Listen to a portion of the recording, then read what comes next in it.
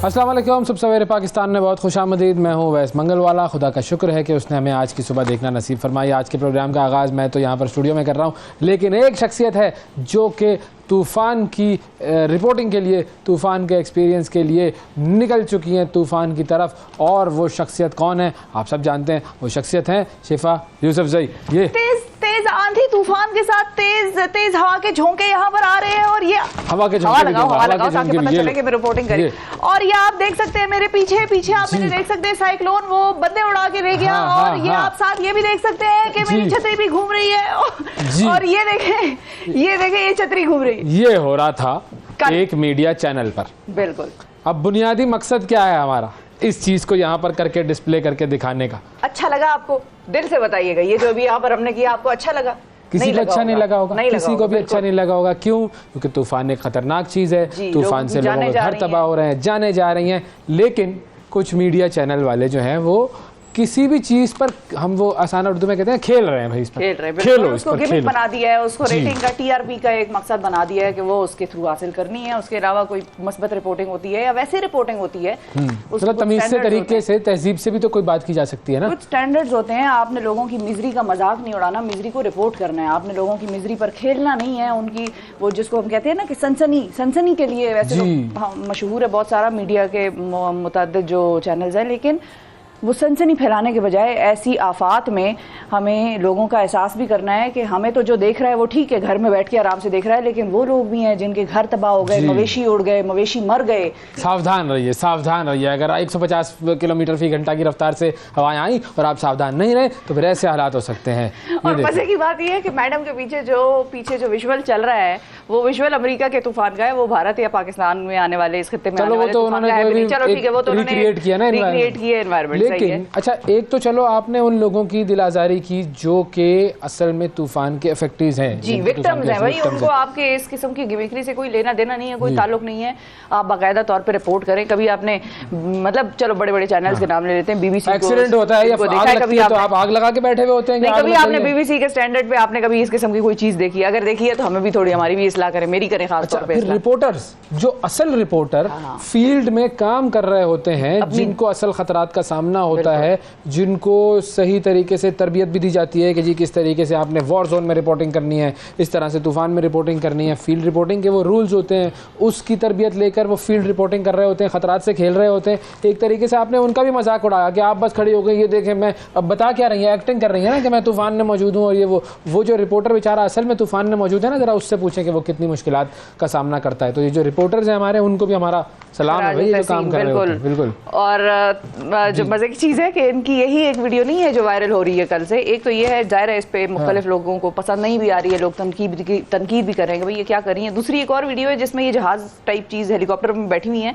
और उसमें भी इसी किस्म का कोई मंजर जो है वो रिक्रिएट कर रही है। वो भी इसी तरह तूफान भी चल रहा है पीछे और कुछ ऐसा सिलसिला भी है, वो भी मेरी नज़र से गुजरा था। तो बहरहाल अपने लोगों का ख्याल रखें। देखें, जिस चीज़ के लिए आप यहाँ पर प्रोडक्शन कर रहे हैं वो आपकी ऑडियंसेज हैं, वो सामने बैठी हैं। ज़रूरी नहीं है कि आप जो कर रहे हैं वो उनको पसंद आ रहा हो। बहुत सारी चीज़ें अनकंफर्टेबल कर रही होती हैं उनको, ख़ास तौर पे जब इस किस्म की नागहानी आफात की ऊपर रिपोर्टिंग आप कर रहे हो। Be very careful and very sensitive to their miseries whoever is watching us from the उस इलाके से। आगे बढ़ते हैं, 60 सेकंड न्यूज़ दिखाते हैं आपको और फिर प्रोग्राम में आगे बातें करेंगे। बहुत सारी खबरें और बहुत सारे सेगमेंट्स हैं आपके लिए। बाइपरजॉय तूफान की शिद्दत में 1 दर्जा कमी, बहुत शदीद समुद्री तूफान से शदीद समुद्री तूफान की कैटेगरी में आ गया। समुद्री तूफान सिंध की साहिली पट्टी में दाखिल, अगले चंद घंटे अहम।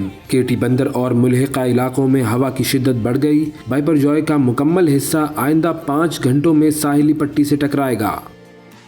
वजीर खजाना इसहाक डार का पेट्रोल और डीजल की कीमतें बरकरार रखने का ऐलान। अज़रबैजान हर माह पाकिस्तान को रियायती कीमत पर LNG गैस फराहम करेगा, मुआहिदा तय पा गया। पीपल्स पार्टी के मुर्तज़ा वहाब मेयर कराची मुंतखब। मुर्तज़ा वहाब को 173 जबकि हाफिज नईम को 161 वोट मिले। PTI के 33 मुनहरिफ अराकीन पोलिंग स्टेशन नहीं पहुँचे। ऐवान, अदालत और सड़क तीनों ऑप्शन मौजूद हैं, हिकमत अमली बाद में बताएंगे, हाफिज नईम। एशिया कप के 4 मैचेस पाकिस्तान और 9 श्रीलंका में होंगे, एशियन क्रिकेट काउंसिल ने ऐलान कर दिया। भारत में मणिपुर में नस्ली फसादात शिद्दत इख्तियार कर गए, खातून वज़ीर का घर नजर आतिश, सैकड़ों अफराद हलाक, 1 लाख से ज़ायद बेघर। और चीन ने आज़ाद फ़लस्तीनी रियासत के क़याम को मसला फ़लस्तीन का वाहिद हल करार दे दिया। 60 सेकेंड्स और आपने देखा कि दुनिया भर में क्या हो रहा है।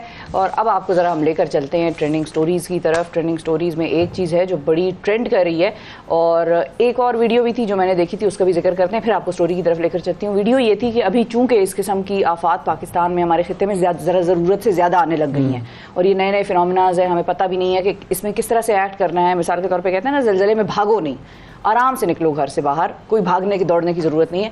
उसी तरह बहुत सारे प्रीरेक्विजिट्स हैं। एक बड़ी ज़बरदस्त वीडियो मैंने देखी और मेरे जहन से निकल गया कि वो किसकी थी, लेकिन वो वीडियो ये थी कि वो कह ये रही थी, मेरा ख्याल है मिशी खान साहिबा की वो वीडियो थी, जिसमें उन्होंने कहा कि अपना एक बैग बनाएं, ख़ासतौर पर जो इस किस्म के ख़तरनाक इलाकों में रहते हैं, जहाँ पर तूफ़ानों का आना, आंधियों का आना, बारिशों का ज़्यादा होना होता है।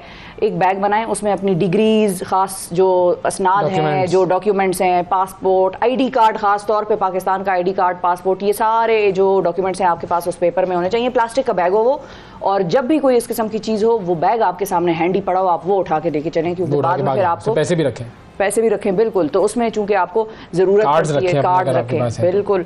तो ये सारी चीज़ें ये तैयार रखें। अब हुआ ये है कि इससे मुझे एक और डिग्री याद आई है जो कि गुम गई है, गुमशुदा डिग्री की नहीं, ये तो डिग्री असली है, ये असली डिग्री है, क्योंकि ये गुम गई है, और इसके हवाले से यूनिवर्सिटी को भी राब्ता कर लिया गया है। वो तो बिल भी गई, इशू भी हो गई दूसरी, बिल्कुल बात हो गई। हाँ, फास्ट चल रहा हूँ भाई, आप तेज चल रहे हैं भाई, फास्ट चल रहा हूँ मैं, फास्ट चल रहा हूँ ऐसे कहते हैं। तो पाकिस्तान मुस्लिम लीग नवाज के जो कायद हैं नवाज शरीफ साहब, उनकी BA की डिग्री जो है वो गुम हो गई थी, जिसके बाद उन्होंने डुप्लीकेट डिग्री के लिए पंजाब यूनिवर्सिटी से राब्ता कर लिया, और उन्होंने डुप्लीकेट डिग्री के लिए फ़ीस चालान 2990 रुपये भी जमा करा दिए, जिसके बाद मीडिया पर रिपोर्ट्स के मुताबिक उन्हें डुप्लीकेट डिग्री जारी कर दी गई है। और मियाँ साहब ने डिग्री के लिए जो फॉर्म फिल किया है, उसके मुताबिक उन्होंने 1968 में BA किया, जिसमें उनके 340 नंबर आए, और ये खबर सामने आते ही सोशल मीडिया पर तो खैर तबसरों की भरमार हो गई। फरागत है ना सोशल मीडिया पे लोगों की। अपने नंबरों की फिक्र करें आप, मियाँ साहब ने तो जो करना था कर लिया। 3 मरतबा के मुल्क के वजीर आजम है वो, उनके तो नंबर ऐसे थे कि उन्होंने नंबर से दूसरों को हटा भी दिया, असेंबली के नंबर भी थे, तो वो 3 मरतबा के वजीर आजम थे। और अब आप अपने नंबरों की फिक्र करें, उनके नंबरों पर तनकीद ना करें। बहरहाल जो भी हुआ, बहुत से सारिफीन हैं, उन्होंने ये कहा कि BA की डिग्री लेने से मालूम होता है कि नवाज शरीफ साहब ने इंतखाबात में हिस्सा लेने की तैयारी कर ली है। खत्म ही हो गई थी। हाँ, BA की शर्त खत्म हो गई थी, तो कोई जरूरत नहीं, भाई लोगों को पता ही नहीं। और बहरहाल ये जो है सिलसिला हुआ कि उनकी डिग्री खो गई थी और वो अब मिल गई। डॉक्यूमेंट्स इंसान के जो है बाकी संभाल के रखने चाहिए। अब बहुत मरतबा ये होता है, आप शिफ्ट कर रहे होते हैं घर, डॉक्यूमेंट नहीं मिल रहे होते हैं, बहुत सारी चीज़ें नहीं मिल रही होती हैं, आप इधर उधर रख देते हैं, तो ये सारी चीज़ें ज़रूरी हैं, बहुत अहम चीज़ें होती हैं। ये आपको डिग्री ऐसे ही नहीं दी जाती कि आप बस इसको रख के भूल जाए। और बाज़ औक़ात नागहानी आफात में आप किसी कैंप में खुदा ना खास्ता हो, कैंप में आप डिग्रियाँ दिखाएंगे, जॉबें मिलेंगी, डिग्रियाँ नहीं दिखाएंगे, कार्ड आपके पास कम से कम होना चाहिए। वो पूछता है अगला आपसे, कोई किसी किस्म की कोई वॉर वाली सिचुएशन में फंस सकते हैं आप, तो आपके पास ID कार्ड होना चाहिए, अगले को आप बता सके मैं इस मुल्क का शहरी हूँ, मैं यहाँ रहता था, तो वो ज़रूरी है, बहुत ज़रूरी है। अच्छा, कल जो हम बात कर रहे थे यूनान में जो कश्ती डूबी थी, उसमें उसके हवाले से खबर देते हैं आपको, सिर्फ 104 अफराद को बचाया जा सका है इस कश्ती में से, और इसमें मिस्री, शामी, फ़लस्तीनी, अफ़गानी और पाकिस्तानी शहरी सवार थे। गैर कानूनी तौर पर ये यूरोप जाने की कोशिश कर रहे थे, और रिपोर्ट्स के मुताबिक इस कश्ती में आज़ाद कश्मीर के ज़िला कोटली के बंडाली गाँव के 2 दर्जन के करीब अफराद भी सवार थे, और उनके मुतालिक अब तक कोई इत्तला नहीं मिली है, जिसका मतलब साफ ज़ाहिर है। इसके अलावा पंजाब के मुख्तलिफ शहरों से रखने वाले काफ़ी नौजवान भी इस कश्ती में सवार थे, और यूनान में पाकिस्तानी सफारत खाने के मुताबिक 12 पाकिस्तानियों को बचा लिया गया है। बच जाने वालों के मुताबिक कश्ती में सैकड़ों अफराद सवार थे, जबकि अब तक सिर्फ जो है वो 100 ही लोग जो है वो वहाँ पर तकरीबन बच सके हैं। तो ये सूरत हाल है उसकी। जी बिल्कुल। अब ये ज़ाहिर है इंसान ख़तरे मोल लेता है तो फिर ख़तरों का फिर रिज़ल्ट बहुत मरतबा इस तरह निकलता है, लेकिन ये ख़बर ऐसी है कि जिस पे आप कहते हैं कि यार चलो ठीक है, जो दुआ तो आप करते ही हैं उन लोगों के लिए, लेकिन उन लोगों के लिए भी आप सोचते हैं कि जो क्यों किसी एक मुल्क से दूसरे मुल्क की तरफ हिजरत कर रहे होते हैं, क्यों वो चाहते हैं कि हमारा बेहतर मुस्तकबिल हो, और हमारे जिस जगह पर हमें वहाँ पर हम नहीं रह सकते, अब हमें गैर कानूनी तौर पर दूसरी जगह जाना है। ये जो इंसान को हमने इस लेवल पर पहुँचा दिया है ना, बेसिकली तो फाइनेंशियल मसाइल होते हैं। बिल्कुल, असल चीज़ सारी जो है वो फाइनेंस से ही रिलेटेड है भाई, इकोनॉमी से रिलेटेड है। इकोनॉमी दुनिया की बेहतर होगी, फाइनेंसेस दुनिया के बेहतर होंगे तो मामला सही होगा, वरना इस तरह के वाक़यात होते रहेंगे। अब देखें फाइनेंस इकोनॉमी से रिलेटेड पेट्रोल की कीमतें सेम रखी गई हैं वो, लेकिन इसहाकदार साहब आते ऐसे। अच्छा, सुबह से इंटरेस्टिंगली खबरें भी ये रिपोर्ट हो रही थी कि कमी हो सकती है, उनमें कमी वाकई हो सकती है। ख्वाहिशात तो उन्होंने इसहाकदार साहब ने फिर इसको मेंशन भी किया। उन्होंने अपनी जो उन्होंने कौम से खिताब किया पेट्रोलियम के ऊपर, उन्होंने इसको मेंशन भी किया कि कुछ जगहों पर ये भी कोट हो रहा था कि मजीद बढ़ोतरी हो सकती है और कुछ जगहों पर ये भी कोट हो रहा था कि उसमें थोड़ी सी कमी वाकई हो सकती है। एक जगह बढ़ोतरी हो गई है, अजीब टेंशन वाली खबर है भाई। वो क्या है? ये तो पूरा मुल्क जो है उसके अंदर शदीद तशवीश की लहर दौड़ गई है। एक चीज़ की कीमत बढ़ गई है। शादियों के लिए पुलिस बैंड जो होता है ना, जो बैंड बजाते हैं वो वाले, वहाँ पुलिस बैंड की मैं बात कर रहा हूँ। पुलिस बैंड की बुकिंग फीस बढ़ गई है भाई, 18,000 से 40,000 रुपए हो गई है। तो आपका क्या लेना देना इससे? आपकी हो गई है। नहीं तो मतलब किसी को भी जरूरत पड़ सकती है, वो बेचारे परेशान होंगे। आवाम की परेशानी में परेशान होता हूँ। अच्छा, ये बात कर रहा हूँ मैं। कुछ लोगों की करवानी भी है मैंने, क्योंकि लोग पूछते हैं ना, कि भाई अवैस की तो हो गई, अवैस को क्या इतना दिलचस्पी हो गई फौरन। कुछ दोस्तों की करवानी है ना मैंने शादियाँ, उसके चक्कर में पूछ रहा हूँ। बैंड अब वहाँ पर महंगा हो गया, तो अच्छा 100 किलोमीटर तक की फीस 30,000 रुपए से 65,000 रुपए तक मुकर्रर कर दी गई। 100 किलोमीटर रेंज में। हाँ, अच्छा, ठीक जी। और पुलिस बैंड की फीस जो है, अच्छा दीगर शहरों में बुकिंग फीस जो है वो 15 से 28,000 रुपए कर दी गई है। और लाहौर में बेसिकली ये फीस जो है वो 40,000 रुपए कर दी गई है। और जी 40,000 तो बहुत ज्यादा है। 40,000 भाई, बैंड है, बहुत सारे लोग होते हैं। हाँ, आप सोचें ना, अगर 40 लोग भी हैं तो एक दिन के उनको 1,000 रुपए मिल रहे होंगे। ये चलो 20 लोग हैं तो 2,000 रुपये मिल रहे होंगे, वो जो कम है ज़ाहिर है। तो पुलिस मुलाजमीन के बच्चों की शादियों के लिए 50% रियायत भी है। शहदा के बच्चों के लिए 80% रियायत भी दी जाएगी। और तर्जुमान ने यह कहा है कि बैंड बुकिंग से हासिल करदा रकम का 40% हिस्सा जो है वो वेलफेयर फ़ंड के लिए मुख्तस होगा। और फ़ीस का जो 20% हिस्सा है वो वर्दियाँ होती हैं, बैंड के मुलाजमीन के इनाम भी होते हैं, वो 40% उसमें रखा जाएगा। तो ये है पूरा। बहुत सारे इसके अंदर इंस्ट्रूमेंट्स वगैरह हैं, ब्रास बैंड होता है पूरा ये। और जो लोग होते हैं इसके अंदर काम कर रहे होते हैं, तो उनकी पूरी सूरत हाल है। ठीक है भाई, सोच ले भाई क्या हो सकता है। अब सही है, ठीक है, होता है ऐसा, महंगाई है। अच्छा, खैर मैं आपको बताऊं कि हर तरफ ही महंगाई है। दुनिया के मशहूर गुलकार जो हैं, मशहूर गुलकार बेयोंसी, उन्होंने दौरे से स्वीडन में महंगाई बढ़ गई है। उनके दौरे से बिल्कुल उनके दौरे से स्वीडन में महंगाई बढ़ गई है। ये बेयोंसी के खिलाफ साजिश हो रही है, मैं आपको बता रहा हूँ। उसको इलेक्शन में नहीं खड़े होने देंगे अभी कि ये इसने महंगाई की। तो वो जीतेंगी क्या अगर खड़ी हो जाए? हो सकता है गाना वाना सुनाए लोगों को, और लोग बिरयानी पे जब टिकट जो वोट दे सकते हैं तो गाने पे क्यों नहीं दे सकते? हाँ, सही बात है, बिरयानी पे हो सकता है, कीमे वाले नाम पे। अच्छा, खैर ये हैरत अंगेज़ मामला आलमी मीडिया में ज़ेर बहस है। और बेयोंसे इस वक्त बैनुल-अक़वामी दौरे पर हैं और मुख्तलिफ ममालिक में कॉन्सर्ट्स कर रही हैं। अब गुज़िश्ता माह वो स्वीडन में थी, जहाँ उनके कॉन्सर्ट में शिरकत के लिए जौक दर जौक लोग जो है वो पहुँचे। इसके नतीजे में होटलों और रेस्टोरेंट्स की मांग बढ़ गई, कमरे जो है वो ज़ाहिर है उनकी डिमांड बढ़ गई। अच्छा, जो मुआशी आदाद शुमार में भी नज़र आने लगी। और मई में स्वीडन में महंगाई की शरह जो थी वो 9.7% रही, जो अंदाज़ों से ज़्यादा थी। माहिरीन मईशत के मुताबिक इसकी वजह जो है वो होटलों और रेस्टोरेंट्स में लोगों का रश था, यानी लोग खाने के लिए भी जा रहे थे, रिहाइश के लिए भी जा रहे थे। और जो सर्विसेज हैं उससे सर्विसेज की जो कीमतें हैं वो बढ़ गई। और बेयोंसे की मांग का अंदाज़ा इस बात से लगाया जा सकता है कि उनके बैनुल-अक़वामी दौरे से 2 अरब पाउंड कमाने का इम्कान है। 2 अरब पाउंड, डॉलर नहीं, पाउंड। इतनी मांग है बेयोंसे की मांग भरी हुई या नहीं? एक सवाल आया तो वो तो भारत से कोई भरेगा ना, पाकिस्तान से तो कोई नहीं भरेगा। चलो कहीं से भी भर ले, लेकिन देखें अगर वो आ रही है तो ये तो एक्टिविटी है, उस एक्टिविटी से इकोनॉमिक एक्टिविटी जनरेट हो रही है। इकोनॉमिक एक्टिविटी जनरेट हो रही है। अच्छा, बहरहाल चले, मैं आपको ये जो कि आप कह रही हैं होटलों की कीमतें बढ़ गई, जो एक और मैं आपको एक वीडियो दिखाता हूँ। एक बड़ा ज़बरदस्त होटल है, वहाँ जाके रहना चाहिए। दुनिया का गहरा तरीन होटल है, बरतानिया पानी के अंदर है जी। वेल्स के एक पहाड़ी सिलसिले की गहराई में वाक़, पानी में नहीं है, मतलब वेल्स अच्छा, नहीं है जी यूके में जो आपका सूबा है उनका, एक जी सूबा कह लें, तो उसमें एक गार की गहराई में ये वाक़ है। और बेसिकली एक नमक की कान है जो कि अब मतरूक हो चुकी है और होटल का रूप इसको दे दिया गया है। इसका नाम है जी डीप स्लीप। अच्छा, डीप स्लीप हो जाए भाई। अच्छा, ज़मीन में 1375 फीट नीचे है ये। 4 कैबिन इसके अंदर हैं, हर कैबिन में डबल बेड लगाया हुआ है। इस होटल तक पहुंचना भी एक बड़ा दुश्वार मरहला है। ये देखें आप, रास्ता आपको नज़र आएगा इसका, तो ये आप इसके अंदर डीप जाते हैं। और एक रात का इसका किराया है $688, जो कि मतलब तकरीबन 2 लाख रुपए बन जाता है हमारी करेंसी में अप्रोक्सीमेटली, इस तरीके से। और हर मौसम में दर्जा हरारत को 10 डिग्री सेंटीग्रेड रखा जाता है। यहाँ पर वाईफाई है, बिजली है, बाकी सहूलियात भी मैसर है।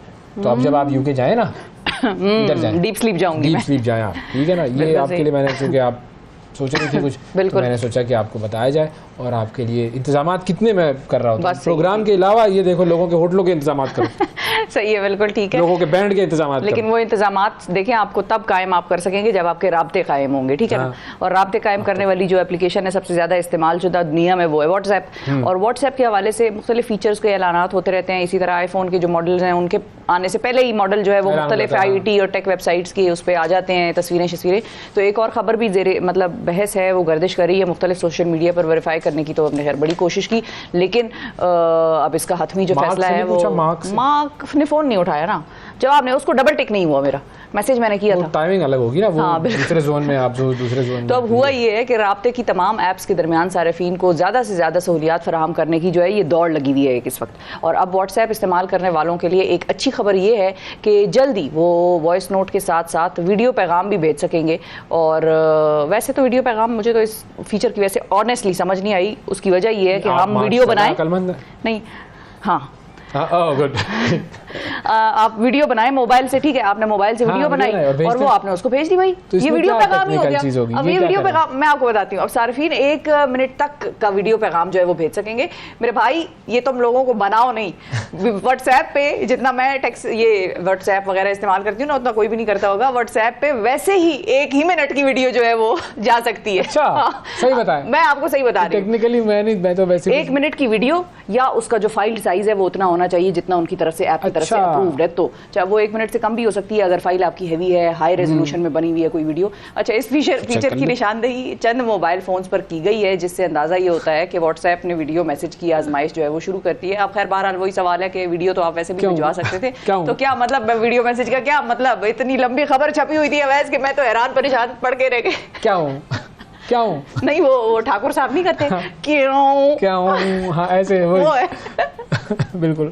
तो भाई इसका कुछ पता नहीं कि ये मार्क क्या करने की कोशिश कर रहा है। उधर ही लॉन लगा हुआ है, उधर ही लॉन को किसको इफ्तिखार ठाकुर साहब को आपने सही याद किया भाई, बड़े अच्छे फनकार है वो, वाकई very energetic performer, very energetic performer. उधर ही लॉन है, वो ट्विटर पे हर एक से भिड़ जाता है, कंपनियां उसको ब्लॉक कर रही है। कल उसको एक मारूफ बर्गर खाने और बेचने वाली कंपनी जो है उसने ब्लॉक कर दिया, तो वो उनको निकालना देगा अपने प्लेटफॉर्म से? नहीं, देखो फ्रीडम का कितना कायल है वो। वैसे इतना तो नहीं है, लेकिन ये है कि बहरहाल वो अजीब ही वो भिड़ रहा है लोगों से, खामखा की उनके साथ पंगे ले रहे हैं। तो ये तो खैर वॉइस नोट की कहानी मुक गई। तो उस कंपनी ने ही अपने पेज से उसको ब्लॉक किया हुआ है भाई। हाँ, तो ये है सिलसिला। सही। अच्छा, चूँकि ये न्यूज़ तो खैर हो गई, न्यूज़ के बाद अब ज़रा सैलाब की अपडेट, सॉरी तूफ़ान की अपडेट ले लेते हैं, क्योंकि उसकी वजह यह है कि आज का दिन बड़ा अहम करार दिया गया है और इस हवाले से फयाज़ यूनुस साहब से हम बात करते हैं। अस्सलाम वालेकुम फयाज़ साहब। वालेकुम अस्सलाम अवैस भाई। जी फयाज़ साहब, ये बताइए कहाँ पर हैं आप और जो तूफ़ान की ताज़ा तरीन सूरत हाल और अपडेट है वो क्या है? देखिए, बिल्कुल इस वक्त मैं ठट्टा और सजावल बाईपास पर मौजूद हूँ। समुद्री तूफ़ान के बारे में कहा जा रहा है कि आज किसी भी वक्त केटी बंदर और सिंध की साहिली पट्टी से टकराएगा। सबसे ज़्यादा जो सिंध की मुतासरा पट्टी होगी वो केटी बंदर, जाती और शाह बंदर की साइड होगी, जहाँ पर टकराने के बाद वो मुख्तलिफ जो जेटीज़ छोटी बनी हुई है उनको मुतासिर करेगा। पुलिस, रेंजर्स, आर्मी, नेवी की जानिब से तमाम तर साहिली पट्टी को मुकम्मल तौर पर खाली करा लिया गया था। जैसे ही तूफ़ान करीब आता जा रहा है सिंध में, तो यहाँ पर हल्की हल्की बारिश के साथ साथ काले बादलों का राज है। कभी ये बारिश जो है तूफ़ानी हो जाती है, तेज़ हवाएं रात से चल रही हैं, जिसकी वजह से जो मौसम है वो तो काफ़ी ज़्यादा खुशगवार है। लेकिन जो मुख्तलिफ इलाकों के मुतासरीन मुख्तलिफ कैंप्स में मौजूद हैं, उनकी जो परेशानी है उसमें काफ़ी ज़्यादा इजाफा होता जा रहा है, क्योंकि उनको यही खदशात मौजूद हैं कि अगर जिस रफ्तार से ये समुद्री पट्टी से टकराएगा ये तूफ़ान, तो उनकी जो कश्तियाँ, लांचें, उनके जो घर हैं वो काफ़ी ज़्यादा कच्चे हैं, उनको नुकसान होने का खदशा है। गुज़िश्ता रोज़ यहाँ पर ब्रीफिंग दी गई थी, उसमें बताया गया था कि इसमें तो कल टकराना था, इसके रूट में कोई तब्दीली हो गई या शिद्दत तो कमी हुई है शिद्दत में?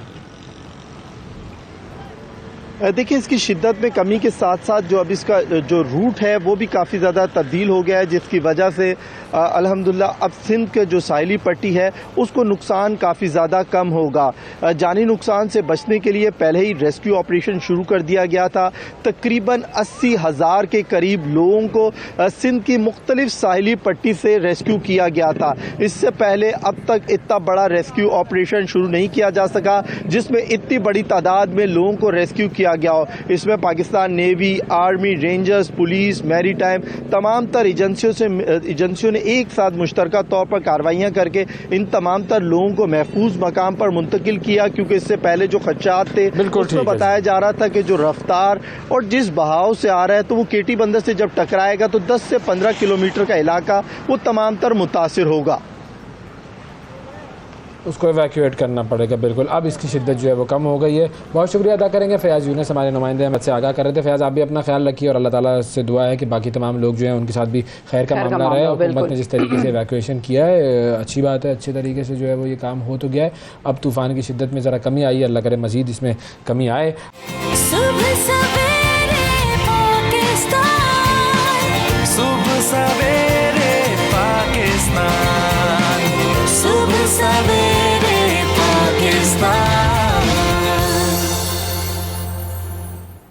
वेलकम बैक जी। हारून शोएब साहब हमारे साथ मौजूद है और हमारा जो सेगमेंट है वो है बच्चों को कौन सी फिल्में देखनी चाहिए। समर वेकेशन चल रही है, बच्चों अपने जो वक्त है उसका इस्तेमाल अच्छे तरीके से करो, अच्छी अच्छी किताबें पढ़ो, अच्छी अच्छी फिल्में देखो, अच्छी अच्छी एक्टिविटीज़ करो, पॉजिटिव एक्टिविटीज़ करो, जिससे आप भी कुछ सीखेंगे, आपके वालिदैन भी खुश होंगे कि हमारा बच्चा हर वक्त यूँ नहीं कर रहा, यूँ नहीं कर रहा है। तो अच्छी अच्छी चीज़ें करो, ठीक है। अच्छा जी, हारून शोएब साहब से बात करेंगे हम और रब्ता हमारा जुड़ चुका है उनसे। अस्सलाम वालेकुम हारून साहब, कैसे हैं? जी अस्सलाम वालेकुम। हारून साहब बहुत शुक्रिया सर, आपने वक्त निकाला। आज बताइए कौन सी ऐसी 2 फिल्में हैं जो आप बच्चों को रेकमेंड कर रहे हैं? बिल्कुल, आज बच्चों के लिए अगेन 2 फिल्में हैं हमारे पास जो कि रिकमेंडेशंस हैं इस वीक की, ताकि गर्मियों की छुट्टियों में बच्चे जो हैं वो वक्त ज़ाया ना करें और वालिदैन को भी ज़्यादा परेशान ना करें। तो अच्छा कंटेंट देखें। और एक पाकिस्तानी फ़िल्म आज रिकमेंड करेंगे। एक्चुअली वो एक पाकिस्तानी फ़िल्म नहीं है, एक पाकिस्तानी फ़िल्म सीरीज़ है। जिस तरह के आप देखते हैं इंटरनेशनली भी फ़िल्म सीरीज़ होती हैं, पूरी मार्वल की सीरीज़ है या स्टार वॉर्स की सीरीज़ है या कैप्टन प्लैनेट की सीरीज़ हमने देखी है, कैप्टन अमेरिका की सीरीज़ है। इस तरह ये भी एक सीरीज़ है और पाकिस्तानी फ़िल्मों में ये एक बहुत हिट सीरीज़ है, एनिमेटेड फिल्म है। तो उसके बारे में बताएंगे। ओके, तो कौन सी है फिर बताइए ना, ये उर्दू फिल्म जो है, उर्दू फिल्म सीरीज़ जो है, ये कौन सी है, क्यों देखनी चाहिए, क्या इसकी डिटेल्स हैं? जी, सो आज हम पहले बिल्कुल बात कर लेते हैं पाकिस्तानी फ़िल्म जिसका मैंने कहा कि एनिमेटेड फिल्म्स की एक सीरीज़ है जिसमें 3 फिल्में आ चुकी हैं। तो पहली फ़िल्म तो तीन बहादुर के नाम से आई और फिर दूसरी फिल्म जो आई वो तीन बहादुर एंड द रिटर्न ऑफ बाबा बलाम, वो बड़ी खूबसूरत उसी का एक जो है वो अगला सीक्वल आया। और फिर उसके बाद तीसरी फिल्म भी तीन बहादुर सीरीज़ की आ चुकी है। तो ये 3 फिल्में तीन बहादुर सीरीज़ की हैं। बच्चे जिन्होंने नहीं देखी वो ये देखें और अगर वो इसी ऑर्डर में देखें कि पहले जो आई फिल्म वो देखें और फिर उसके बाद उसके 2 सीक्वल्स। तो ये बड़े मज़े की कहानी है, 3 बच्चों की कहानी है, आमना है, कामिल है, सादी है। इन तीनों ने मिलकर क्या एडवेंचर्स किए हैं। इसमें एक विलन भी हैं जो कि एक्चुअली जब आप उनकी आवाज़ सुनेंगे, क्योंकि एनिमेटेड सीरीज़ है तो पीछे ज़ाहिर है आवाज़ें जो आ रही हैं उसमें आपको आवाज़ सुनने को मिलेगी हमज़ा अली अब्बासी साहब की। तो हमज़ा अली अब्बासी जो हैं वो इसमें विलन की आवाज़ दे रहे हैं। और आपको पता है कि हमज़ा अली अब्बासी जब आवाज़ को बड़ा खूबसूरत तरीके से इस्तेमाल करते हैं तो उन्होंने इस फिल्म में बड़े मज़े के एक्सप्रेशंस लाए हैं उस विलन के कैरेक्टर के लिए। तो बाबा बलाम जिसका नाम है, तो उसके अंदर उन्होंने वो हंसी उनकी और वो जो उनका एक विशसनेस है एक विलन के कैरेक्टर की, वो बड़ी खूबसूरती से प्रेजेंट की है। तो ये एक सीरीज़ है जो कि शर्मीन उबैद चुनॉय ने, अगेन पाकिस्तान की बहुत बड़ी डायरेक्टर हैं, ऑस्कर अवार्ड विनिंग डायरेक्टर हैं जो अपनी डॉक्यूमेंट्री फिल्म्स के लिए ऑस्कर अवार्ड जीत चुकी हैं। तो उनकी ये बनाई हुई एनिमेटेड सीरीज़ है जो कि बच्चों में बहुत मकबूल हुई थी और जिन बच्चों ने अभी तक नहीं देखी वो इन छुट्टियों में ये फिल्म देखें। तीन बहादुर बिल्कुल बड़ी मशहूर हुई थी और बच्चों ने बड़ा शौक से देखा इसको। अच्छा, अब इंग्लिश की तरफ आ जाते हैं। इंग्लिश फिल्म के बारे में भी बताइए, वो कौन सी आप लेकर आए हैं, उसका क्या कंटेंट है और क्यों देखनी चाहिए बच्चों को? आज जो इंग्लिश की फ़िल्म हम बच्चों को रेकमेंड कर रहे हैं, इंटरनेशनल फ़िल्म 1980s की फ़िल्म है और हम सब के बचपन की यादों का हिस्सा है, लेकिन आजकल के बहुत से बच्चों ने शायद ना देखी हो। तो उसका नाम है E.T. The extraterrestrial. ये फिल्म जो है स्टीवन स्पीलबर्ग, इंटरनेशनली बहुत बड़ा नाम, शायद दुनिया के सबसे बड़े डायरेक्टर जो हैं वो इस वक्त स्टीवन स्पीलबर्ग का नाम आता है। तो उनकी बनाई हुई फ़िल्म है, ये उनकी शुरू की कुछ फिल्मों में से है और ये बहुत हिट फिल्म है। बल्कि इनफैक्ट अमेरिका में इसको समझा जाता है कि हिस्टोरिकली, कल्चरली बिल्कुल एंड एंटरटेनमेंट वाइज ये एक पूरा एक लैंडमार्क है हॉलीवुड की फिल्म इंडस्ट्री का। सो ईटी जो फिल्म है वो बच्चों ने जिन्होंने नहीं देखी हुई वो ये देखें। ये एक एक्स्ट्रा टेरेस्ट्रियल क्रीचर के बारे में है जो कि दुनिया पे आता है और वो यहाँ पर आकर बच्चों के साथ इंटरेक्ट करता है। इसमें एक लड़का है, उसके पास वो उसका दोस्त बन जाता है और अगर आपने देखा होगा काफ़ी फिल्मों में वो नज़र आता है। अब भी अक्सर हम ये थीम देखते हैं कि फ़िल्मों में इस्तेमाल की जाती है कि खलाई मखलूक एक दूसरे सैयारे से आ गई है और वो यहाँ आकर कुछ बच्चों के पास छुप जाती है और फिर बच्चे जो हैं वो उसके साथ किस तरह उसको छुपाने की कोशिश करते हैं। शुरू में डरते हैं, बाद में दोस्ती हो जाती है। तो ये इसी तरह की एक कहानी थी। लेकिन ये क्योंकि उस वक्त बिल्कुल एक नॉवल कॉन्सेप्ट था, उस वक्त तक बिल्कुल ये एक नई बात थी, तो इसको बहुत ज़्यादा पसंद किया गया था। और बच्चे जो उस वक्त बच्चे थे, अब तो खैर वो बड़े हो गए, दिहाइयाँ वैसे गुजार चुके हैं, तो वो जो हैं उन्होंने ये इस फिल्म को बहुत एंजॉय किया था। और ड्रू बैरीमोर जो कि हॉलीवुड की एक बहुत बड़ी एक्ट्रेस है, उसमें वो चाइल्ड स्टार के तौर पे आई थी। तो ये वो फिल्म है ईटी के नाम से। इसका जो साउंड ट्रैक था, जो ईटी का कैरेक्टर था, जो बच्चों की एक्टिंग थी, जो इसका एक्शन था, वो आप जब देखेंगे तो आपको पता चल जाएगा कि स्टीवन स्पीलबर्ग क्यों समझा जाता है कि इतने बड़े डायरेक्टर हॉलीवुड के हैं। तो ये भी एक बहुत इंपॉर्टेंट फिल्म है और बिल्कुल जिन बच्चों ने नहीं देखी हुई उनको ये देखनी बहुत ज़रूरी है, क्योंकि इसके अंदर भी आपको एक तो साइंस फिक्शन फिल्म का पूरा जॉनरा समझ में आता है। उसकी शुरू की फ़िल्मों में से है, तो जाहिर है वो आपको सीखने को मिलेगा कि ये साइंस फिक्शन का जो पूरा एक जॉनरा है फिक्शन के अंदर, यानी स्टोरी टेलिंग के अंदर, उसको किस तरह आहिस्ता आहिस्ता डेवलप किया गया। और ये एक माइलस्टोन फिल्म जब आई तो उसके बाद साइंस फिक्शन फिल्म्स जो थी उन्होंने अपनी जगह बना ली ऑडियंसेस के साथ। तो ये फिल्म ज़रूर देखें। क्या बात, वेरी गुड जी, थैंक यू अरुण शोएब साहब। वैसे स्टीवन जो है वो फिर स्टीवन है भाई, ये बात तो तय है। स्टीवन का जो कमाल है ना वो ये है कि उसने साइंस फिक्शन को एक उरूज बख्शा। आपको कौन सी स्टीवन की ज़्यादा फिल्में पसंद है? मुझे काफ़ी अच्छी लगती है तकरीबन। वैसे तो उसकी हर फिल्म ही किसी ना किसी तरीके से आगे पीछे होती है। जुरासिक पार्क बड़ी मशहूर सीरीज थी। बिल्कुल। जॉज देखिए?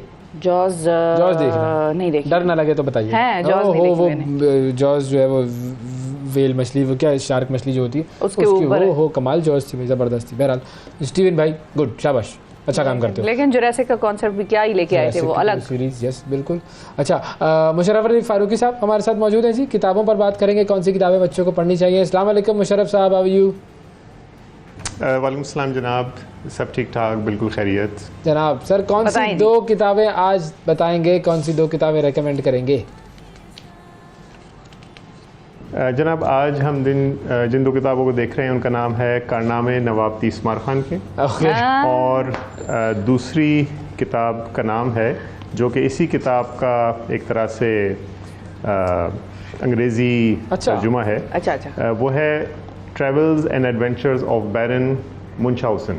तो ये किताब जो है एक बहुत ही मशहूर क्लासिक है और इसका इब्न इंशा साहब ने उर्दू में तर्जुमा किया था। तो इन दो किताबों को आज हम देखेंगे थोड़ा। अरे ज़बरदस्त, तो ठीक है उर्दू किताब की तरफ से फिर चलते हैं। पहले तीसमार खान के बारे में बताइए सर, क्या तीसमार खानी है इसमें?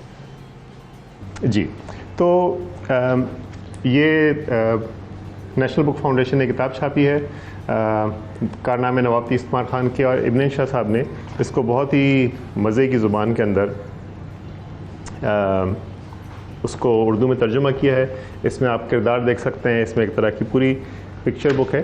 कुछ तस्वीरें इसके अंदर, हर कहानी के साथ कुछ तस्वीरें हैं। और तीसमार खान साहब का जिस तरह होता है कि भाई वो उन्होंने बड़े बड़े बुलंद बांग दावे करते हैं, ये किया और वो किया, तो ये सारी उन कहानियों का तस्करा है। और मैंने आज से बहुत साल पहले बचपन में पढ़ी थी और अभी मैं रिसेंटली इस्लामाबाद गया था तो मुझे ये किताब दोबारा नजर आई तो मैंने इसको खरीद की। ज़बरदस्त। तीसमार खान, बड़े तीसमार खान है नवाब साहब की। चलें जी, अब अगली वाली बताएं, अगली अंग्रेजी किताब जो है सर। जी, ये जैसा मैंने आपको अर्ज़ किया कि ये इस अंग्रेज़ी के अंदर जर्मन ज़ुबान से तर्जुमा पर आई, the travels and adventures of Baron Munchausen. और इसमें यही तीसमार खान साहब जो बैरन मुनशाउसन हैं, ये तीसमार खान एक तरह से कहलाते थे अपने ज़माने के, और इनके ये भी इलस्ट्रेटेड है। इसमें भी आप देखेंगे बेशुमार तस्वीरें हैं इनके एडवेंचर्स की, किस तरह इन्होंने बड़े बड़े कारनामे किए। और ये भी बच्चों के अंदर और बड़ों के लिए भी एक बहुत मकबूल किताब है। तो ये वो किताबें हैं जिनको आपको पढ़कर हंसी आती है और मज़ा आता है। तो ये 2 किताबें आज की। ज़बरदस्त जी। बैरन मुनशाउसन, अच्छा इसके ऊपर फिल्म भी बनी है, तो ये भी मेरे ख्याल में देख सकते हैं बच्चे जो है। हाँ, ये भी फिल्म हो जाएगी। थैंक यू मुशर्रफ साहब, बहुत शुक्रिया आपका, आपने किताबें रेकमेंड की। नाजरीन वक्फा लेते हैं, वक्फे के बाद दोबारा हाजिर होंगे, हमारे साथ रहिएगा। सुबह सवेरे पाकिस्तान, सुबह सवेरे पाकिस्तान, सुबह सवेरे पाकिस्तान। वेलकम बैक जी। सुबह सवेरे पाकिस्तान में एक मरतबा फिर खुश आमदीद। बच्चों के लिए करियर गाइडेंस सेगमेंट है ये, और आज जिस हमने करियर का इंतखाब किया है वो है उड़ना, पायलट। यानी पायलट। अगर आप बनना चाहते हैं तो कैसे बने पायलट। हमारे साथ एक कमर्शियल पायलट मौजूद हैं जी, ज़ोहेब अली साहब, जो कि 1000 घंटे तकरीबन इनके होने वाले हैं, 1000 घंटे फ्लाइंग आवर्स होने वाले हैं। और हमारे साथ मौजूद हैं जी अब्दुल्ला, जो कि बनना चाहते हैं पायलट। अस्सलाम वालेकुम आप दोनों को। वालेकुम। कैसे हैं जी? ठीक ठाक हैं? आप कैसे हैं? वेरी गुड जी, ज़बरदस्त। तो अब्दुल्ला ये बताइए क्या उम्र है आपकी? I am 10 years old. Okay, 10 साल के हैं। कौन सी क्लास में? Grade 5. 5वीं में, सही है। और आपका शौक पायलट बनने का कैसे हुआ? जी मैं बचपन से पायलट बनना चाहता हूँ, क्योंकि अभी भी बचपन ही है यार। अभी भी बड़े तो नहीं हो गए? नहीं, जब से पैदा हुआ हूँ तब से पायलट बनना चाहता हूँ। क्योंकि मुझे ग्राउंड देखने का बहुत शौक है ऊपर से। ओके, तो छत पे चढ़ के देख लो, ऐसे भी हो सकता है। तो वो तो एक ही जगह बहुत ऊपर से। Very good. अच्छा, तो आपके घर में कोई, मतलब या आपके जानने वालों में, दोस्तों रिश्तेदारों में कोई पायलट है? तो आपने फिर पायलट बनने के लिए क्या सोचा, कैसे बनेंगे, कुछ आपको आइडिया है? जी पेपर देने होते हैं, और मैथ और फिजिक्स का पता होना चाहिए, कम्युनिकेशन अच्छी होनी चाहिए, टीम वर्क भी। सारा तो इनको पता है पहले से। सही है। अच्छा खासा पता है आपको। अच्छा, सीखना। आप मैथ ओलंपियाड में भी आपने नेशनल लेवल पे बड़ा कमाल किया है, सही है? जी। तो मैथ्स भी आपकी काफी अच्छी है फिर। 1 + 2 + 3 + 4 + 5 21। 1 + 2 + 3 + 4 + 5। पहले तो मैंने 6 भी ऐड किया था, इसमें तो 21 हो गया था। तो 5 कितने हो गए? 15। 15। वेरी गुड, शाबाश, गुड। ये तो मैंने ऐसे ही मजाकन सवाल किया था। आप भाई तेज है, भाई तेज है बच्चा, तेज है बिल्कुल। ज़ोहेब अली साहब, अस्सलाम वालेकुम। वालेकुम सलाम। बहुत शुक्रिया, आपने वक्त निकाला। सबसे पहले तो अपना थोड़ा सा एक्सपीरियंस बताइए। अच्छा, आप फोन लाइन भी ऑन कर दो भाइयों, दोस्तों हाँ, मेरे, ताकि अगर किसी को पूछना सवाल चाहे करना हो तो कर लेना, ऑन कर लिया करो जी। तो इंस्ट्रक्टर के तौर पे अभी आप फिलहाल जी जी, मैं अपने फराइज़ सर अंजाम दे रहे हैं। तो आप इंस्ट्रक्टर। कैसे आए इस फील्ड की तरफ? मैं मेरा ताल्लुक चूँकि गिलगित बल्तिस्तान से है, तो गिलगित एयरपोर्ट के पास ही तकरीबन मेरा घर है। अच्छा। तो जो एयरक्राफ्ट PI का जो एयरक्राफ्ट है, वो जो फाइनल अप्रोच बनाता है, वो मेरे घर के ऊपर से ही जा रहा होता है। अच्छा। तो मैं बचपन से इसी चीज़ को देख रहा होता था। तो ये बेसिकली एक ड्रीम होता है बच्चों का, वो फिर डेवलप हो जाता है, फिर इस प्रोफेशनल फील्ड में आ जाते हैं। तो फिर मैं इस तरफ कमर्शियल फ्लाइंग में आ गया। 2020 में मैंने फ़्लाइट इंस्ट्रक्टर कोर्स किया रावलपिंडी फ्लाइंग क्लब से, और उन्होंने मुझे टॉप परफॉर्मेंस के बेस पे उन्होंने फ़्लाइट इंस्ट्रक्टर रखा। अरे वाह। जो कि पाकिस्तान का ओल्डेस्ट फ्लाइंग क्लब है, 1957 से ये चल रहा है। और इसमें थाउजेंड्स ऑफ पायलट्स यानी ट्रेन हो चुके हैं, मुख्तलिफ कमर्शियल उसमें जा चुके हैं फील्ड में। तो अब ये आपके सामने एक यंग पायलट बनने के ख्वाहिशमंद हैं अब्दुल्ला। तो अब्दुल्ला, आप कुछ सवाल पूछना चाहेंगे इनसे? जी, कमर्शियल पायलट कैसे बनते हैं? कैसे बनते हैं? कैसे बनते हैं? कमर्शियल पायलट बनने के लिए आपको सबसे पहले आपने FSC अपनी करनी होगी, इंटरमीडिएट करनी होगी आपको, 12th क्लास। अच्छा, मैथ फिज़िक्स इंपॉर्टेंट है, क्योंकि जब आप फ्लाइंग में आते हैं सारी आपकी फ़िज़िक्स से रिलेटेड चीज़ें हैं। जैसे आप एयरक्राफ्ट टेक ऑफ करता है तो कैसे करता है? Anti gravity. बिल्कुल, फिज़िक्स है इसमें। लिफ्ट जनरेट होती है, लिफ्ट कहाँ से जनरेट होती है? एयरक्राफ्ट की विंग से, फिज़िक्स है। अच्छा, थ्रस्ट कैसे जनरेट होती है? एयरक्राफ्ट की इंजन से, वो क्या है? फिज़िक्स में आता है। तो उसके बाद फिर हम फ़र्ज़ कर ले इस्लामाबाद से लाहौर जा रहे हैं, तो उसमें हमने डिस्टेंस निकालना होता है, हमने टाइम कैलकुलेट करना होता है, हमने स्पीड्स कैलकुलेट करनी होती है, सारी मैथ्स में आती है। ये खुद ऑटोमेटिक नहीं हो जाता? हो जाते हैं, लेकिन इनिशियल जो कैडेट पायलट का स्टेज होता है उसमें हम सिखाते हैं उसको मैनुअली कि कैसे करते हैं। अच्छा। सब कुछ हम उसको ट्रेन करते हैं। फिर इसी चीज़ के एग्जाम्स भी होते इसी हैं। चीज़ के एग्ज़ाम्स होते हैं आपके। 13 to 14 सब्जेक्ट्स होते हैं एविएशन के। तो आपको एग्ज़ाम देने होते हैं और साथ में आपके 190 आवर्स होते हैं कमर्शियल पायलट फ्लाइंग की, वो आपको कंप्लीट करने होते हैं। तो इस ये एग्जाम के लिए और जो फ्लाइंग आवर्स होते हैं उसके लिए किसी भी फ्लाइंग क्लब से जुड़ जाना होता है या स्कूल लेवल से या कॉलेज लेवल से भी? फ्लाइंग क्लब से आप कर सकते हैं। फ्लाइंग क्लब का ये प्रोसेस होता है कि आपका इनिशियल टेस्ट इंट्रोड्यूस होते हैं, उसके बाद फिर आपका मेडिकल होता है, मेडिकल के बाद आपका एडमिशन हो जाता है। अगर आप फिज़िकली फ़िट होते हैं, मेडिकली फ़िट होते हैं तो आपका एडमिशन हो जाता है। एडमिशन होने के बाद 5 to 6 मंथ की ग्राउंड स्टडीज़ होती हैं, उसमें वो 14 सब्जेक्ट सारे पढ़ाए जाते हैं। अच्छा, स्टडीज़ आपको ज़्यादा करनी पड़ेगी क्योंकि काफ़ी टफ फील्ड है, कम टाइम में आपने ज़्यादा पढ़ना है। तो हमारा जो पासिंग मार्क्स हैं हर सब्जेक्ट के, वो 100 में से 70 आप मार्क्स लेते हैं तो पास हो। पायलट बना रहे हैं, डॉक्टर बना रहे हैं जी। 69 पे फेल है। 69 पे फेल है। लो भाई, ये तो टेंशन दे दी। और कितने अरसे का लंबा ये कोर्स होता है फ्लाइंग क्लब के साथ जिसमें आप पायलट बन जाते हैं? ग्राउंड स्टडी 6 मंथ की होती है, उसके बाद आपकी फ्लाइंग शुरू हो जाती है। ये टोटल आपका 2 इयर्स का होता है। 2 साल। 2 साल में ये आपने FSC के बाद 2 साल लगा के आप जी बन सकते हैं पायलट। बिल्कुल। तो फिजिकल एक्टिविटीज में इन्वॉल्व हो? जी, क्या क्या करते हो? फुटबॉल खेलता हूँ, क्रिकेट खेलता हूँ और अपने डॉग के साथ और उसके साथ भी खेलते हो? Very good. तो डॉग के लिए भी कोई सीट होती है छोटी सी जहाज़ों में? अगर ये अपना पर्सनल कोई एयरक्राफ्ट ले लें तो फिर तो अपना जहाज लेना, उसको भी तो बैठाना है ना। और इंटरेस्टिंग बात ये है कि हमारी कमर्शियल फ्लाइंग की इसमें प्रोफेशनल लोग भी होते हैं, जैसे डॉक्टर्स भी होते हैं। इसमें एक लाइसेंस होता है प्राइवेट पायलट लाइसेंस। अच्छा।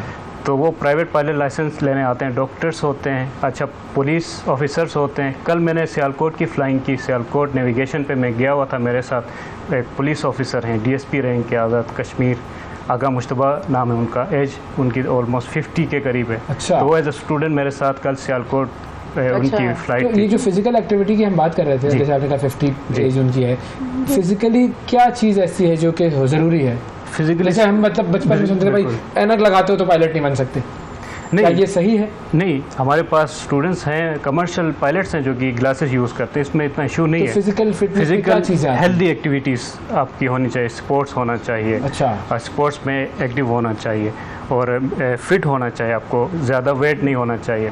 सही। अच्छा, हमारे साथ एक कॉलर भी है। अस्सलाम वालेकुम जी, सलीम साहब हैं लाहौर से। अस्सलाम वालेकुम। वालेकुम अस्सलाम। जी सलीम साहब, क्या पूछना चाहेंगे?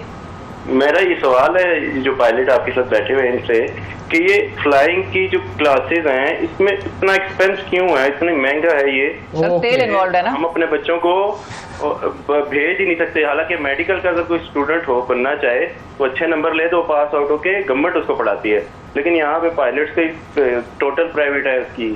सर ये कितना महंगा कोर्स है वैसे? सर क्योंकि ये फ्यूल पे डिपेंड करता है, और फ्यूल प्राइजेस एयरक्राफ्ट का जो फ्यूल होता है AF गैस 100 जो कि काफ़ी एक्सपेंसिव होता है। नहीं तो वो 55 रुपए पर वो नहीं है? वो तो फिर पॉलिटिकल अच्छा वो हेलीकॉप्टर है, ठीक है, फ्यूल तो हो ही जाएगा। पॉलिटिकल एक स्टेटमेंट थी, वो फिर इतना सस्ता नहीं होता। ठीक है। तो पर आवर के हिसाब से चार्जेस होते हैं। तो खैर ये एक्सपेंसिव फील्ड है कमर्शियल फ्लाइंग। तो शुरू में इन्वेस्टमेंट जैसे आप एजुकेशन में इन्वेस्ट करते हैं, इसमें भी इन्वेस्ट करते हैं, बाद में तो फिर आप अच्छा उन्होंने एक चीज़ और भी पूछी थी। कितना होता है वो भी पूछ लेना। 50 to 70 लाख। 50 से 70 लाख? ये 2 साल में? तो बहुत होते हैं, मैंने 2 साल में? जी। फिर जो पायलट बनने के बाद रिकवर भी करते हैं एक साल। पता नहीं नौकरी लगे ना लगे। नहीं, नौकरी अगर आप में है टैलेंट तो आपको मिल जाता है। अच्छा, क्योंकि इसी से रिलेटेड उन्होंने दूसरा सवाल जी, मेरा बॉटनिस्ट। क्या करते हैं? बॉटनिस्ट। ओके, साइंटिस्ट है। हाँ, फिर तो साइंस है। तो अब्बू को ऐसा ना हो टेंशन हो जाए देख के, तो 70 लाख रुपए का नुस्खा लेके आ गया बच्चा। लेकिन इसी से रिलेटेड उन्होंने दूसरा सवाल जो पार्ट था वो ये था कि गवर्नमेंट के कोई इंस्टीट्यूट्स हैं ऐसे जो कि फ्लाइंग कराते हैं? कमर्शियल ये सारा नहीं सिविल होता है, प्राइवेट होता है। कमर्शियल फ्लाइंग प्राइवेट होती है हर जगह। अच्छा जी। और इसकी जॉब्स आराम से मिल जाती हैं? ये जॉब्स ये है कि आपके टैलेंट पे डिपेंड करता है। अब जैसे मैंने फ्लाइट इंस्ट्रक्टर कोर्स किया, विदिन 1 मंथ मुझे जॉब मिल गई। तो ये आप पे डिपेंड करता है। अगर आप में टैलेंट है तो कोई भी फील्ड हो आपको जॉब इजीली मिल जाएगी। You have to excel. लेकिन आपने फ्लाइंग की तरफ से जरा खुद को पीछे रख के इंस्ट्रक्शन की तरफ आप खुद को लेके आए, ऐसा क्यों? नहीं, मैं फ्लाइंग ही कर रहा हूँ। अब भी मेरे तकरीबन 1000 आवर्स होने लगे हैं। अभी मुझे इंटरनेशनली ऑफर्स आ रही हैं। अच्छा। तो ये एक्सपीरियंस बेस पे फिर बाहर से आउट ऑफ कंट्री आपको ऑफर्स आना शुरू हो जाती हैं। सही। कोई और सवाल है आपका? जी, कि वो इसमें रिटायर होते हैं या नहीं? हाँ, ये पहले से रिटायरमेंट पे पहुंच गए थे तुम बड़ी जल्दी में। उसने कमा ली है ना, रिकवरी हो गई है सारी उसकी, कमा के। 62 ईयर्स हैं। 62 62 है। ओके, 62 अभी तो बड़ा टाइम है। बिल्कुल, अभी बहुत टाइम है। और कोई सवाल? अभी बहुत टाइम है। 62 कमर्शियल फ्लाइट्स के जो पायलट होते हैं जी, उनकी बात। 62। अच्छा, तो एक दफा तो हमारे एक पायलट थे, वो बड़े बेचारे काफी अच्छे खासे वो थे, उनको तो देख के सारे लोग पैसेंजर घबरा गए। 300 पैसेंजर उस जहाज में बैठे थे, सबने कहा पता नहीं फ्लाइट के लिए दुआ करें, पायलट के लिए दुआ करें, लेकिन ये कि उन्होंने पहुंचा दिया, पहुंचा उन्होंने दिया। मैक्सिमम 62। अच्छा, 62, ठीक है जी, कोई और सवाल? अगर कोई इमरजेंसी हो जाए तो हाँ, कभी ऐसा इमरजेंसी, वेरी गुड इसलिए क्वेश्चन। जो पायलट्स होते हैं उनको फिजिकली एंड मेंटली स्ट्रांग होना पड़ता है, क्योंकि कोई इमरजेंसी होती है तो आपको विद इन सेकेंड्स, मिनट भी नहीं मिलता, आपको विद इन सेकेंड रिस्पॉन्ड करना होता है। फर्स्ट कर आप लैंडिंग के लिए आ रहे होते हैं, ड्यूरिंग लैंडिंग कोई इमरजेंसी हो जाती है, आपने क्या करेंगे? तो आपके पास 10 to 15 सेकेंड्स होते हैं, उसमें आपने एग्जीक्यूट करना है, अपने फ़ौरन उस सिचुएशन को ओवरटेक करना है। तो आप इसलिए मेंटली प्रिपेयर होना पड़ेगा आपको हर चीज़ के लिए, इमरजेंसी के लिए। तो पायलट सारे मेंटली प्रिपेयर्ड होते हैं, हमारी उनकी ट्रेनिंग ही इस तरह करवाते हैं कि वो एक्टिव हो जाते हैं इस चीज़ के लिए। जी, वही इमरजेंसी। लोगों का वो एयर सिकनेस वगैरह का भी मसला हो जाता है? नहीं, वो फर्स्ट फ्लाइट में हमें पता चल जाता है। अगर किसी को एयर सिकनेस का मसला है तो हम कंटिन्यू नहीं करते, फर्स्ट आवर के बाद ही उसको फिर हम। अच्छा जी। तो इसकी टेस्टिंग राइड होती है कोई, जैसे इनको टेस्टिंग राइड करवाती है आप? जॉय राइड जाओ बेटा थोड़ा सा चला जी, जॉय राइड्स होती हैं। हम अपने जो हमें करवा रहे हैं स्टूडेंट पायलट्स होते हैं, जो जिनकी ग्राउंड हो रही होती है इनिशियली, उनको बैक सीट पे बिठा के ले जाते हैं। जॉय राइड्स होती हैं फ्लाइंग से पहले, उनकी फ्लाइंग स्टार्ट होने से पहले उनको जॉय राइड एज लेके जाते हैं। कौन कौन से प्लेन्स आपने उड़ाए हैं? मैंने सेस्ना 152, सेस्ना 162 एंड सेस्ना 172।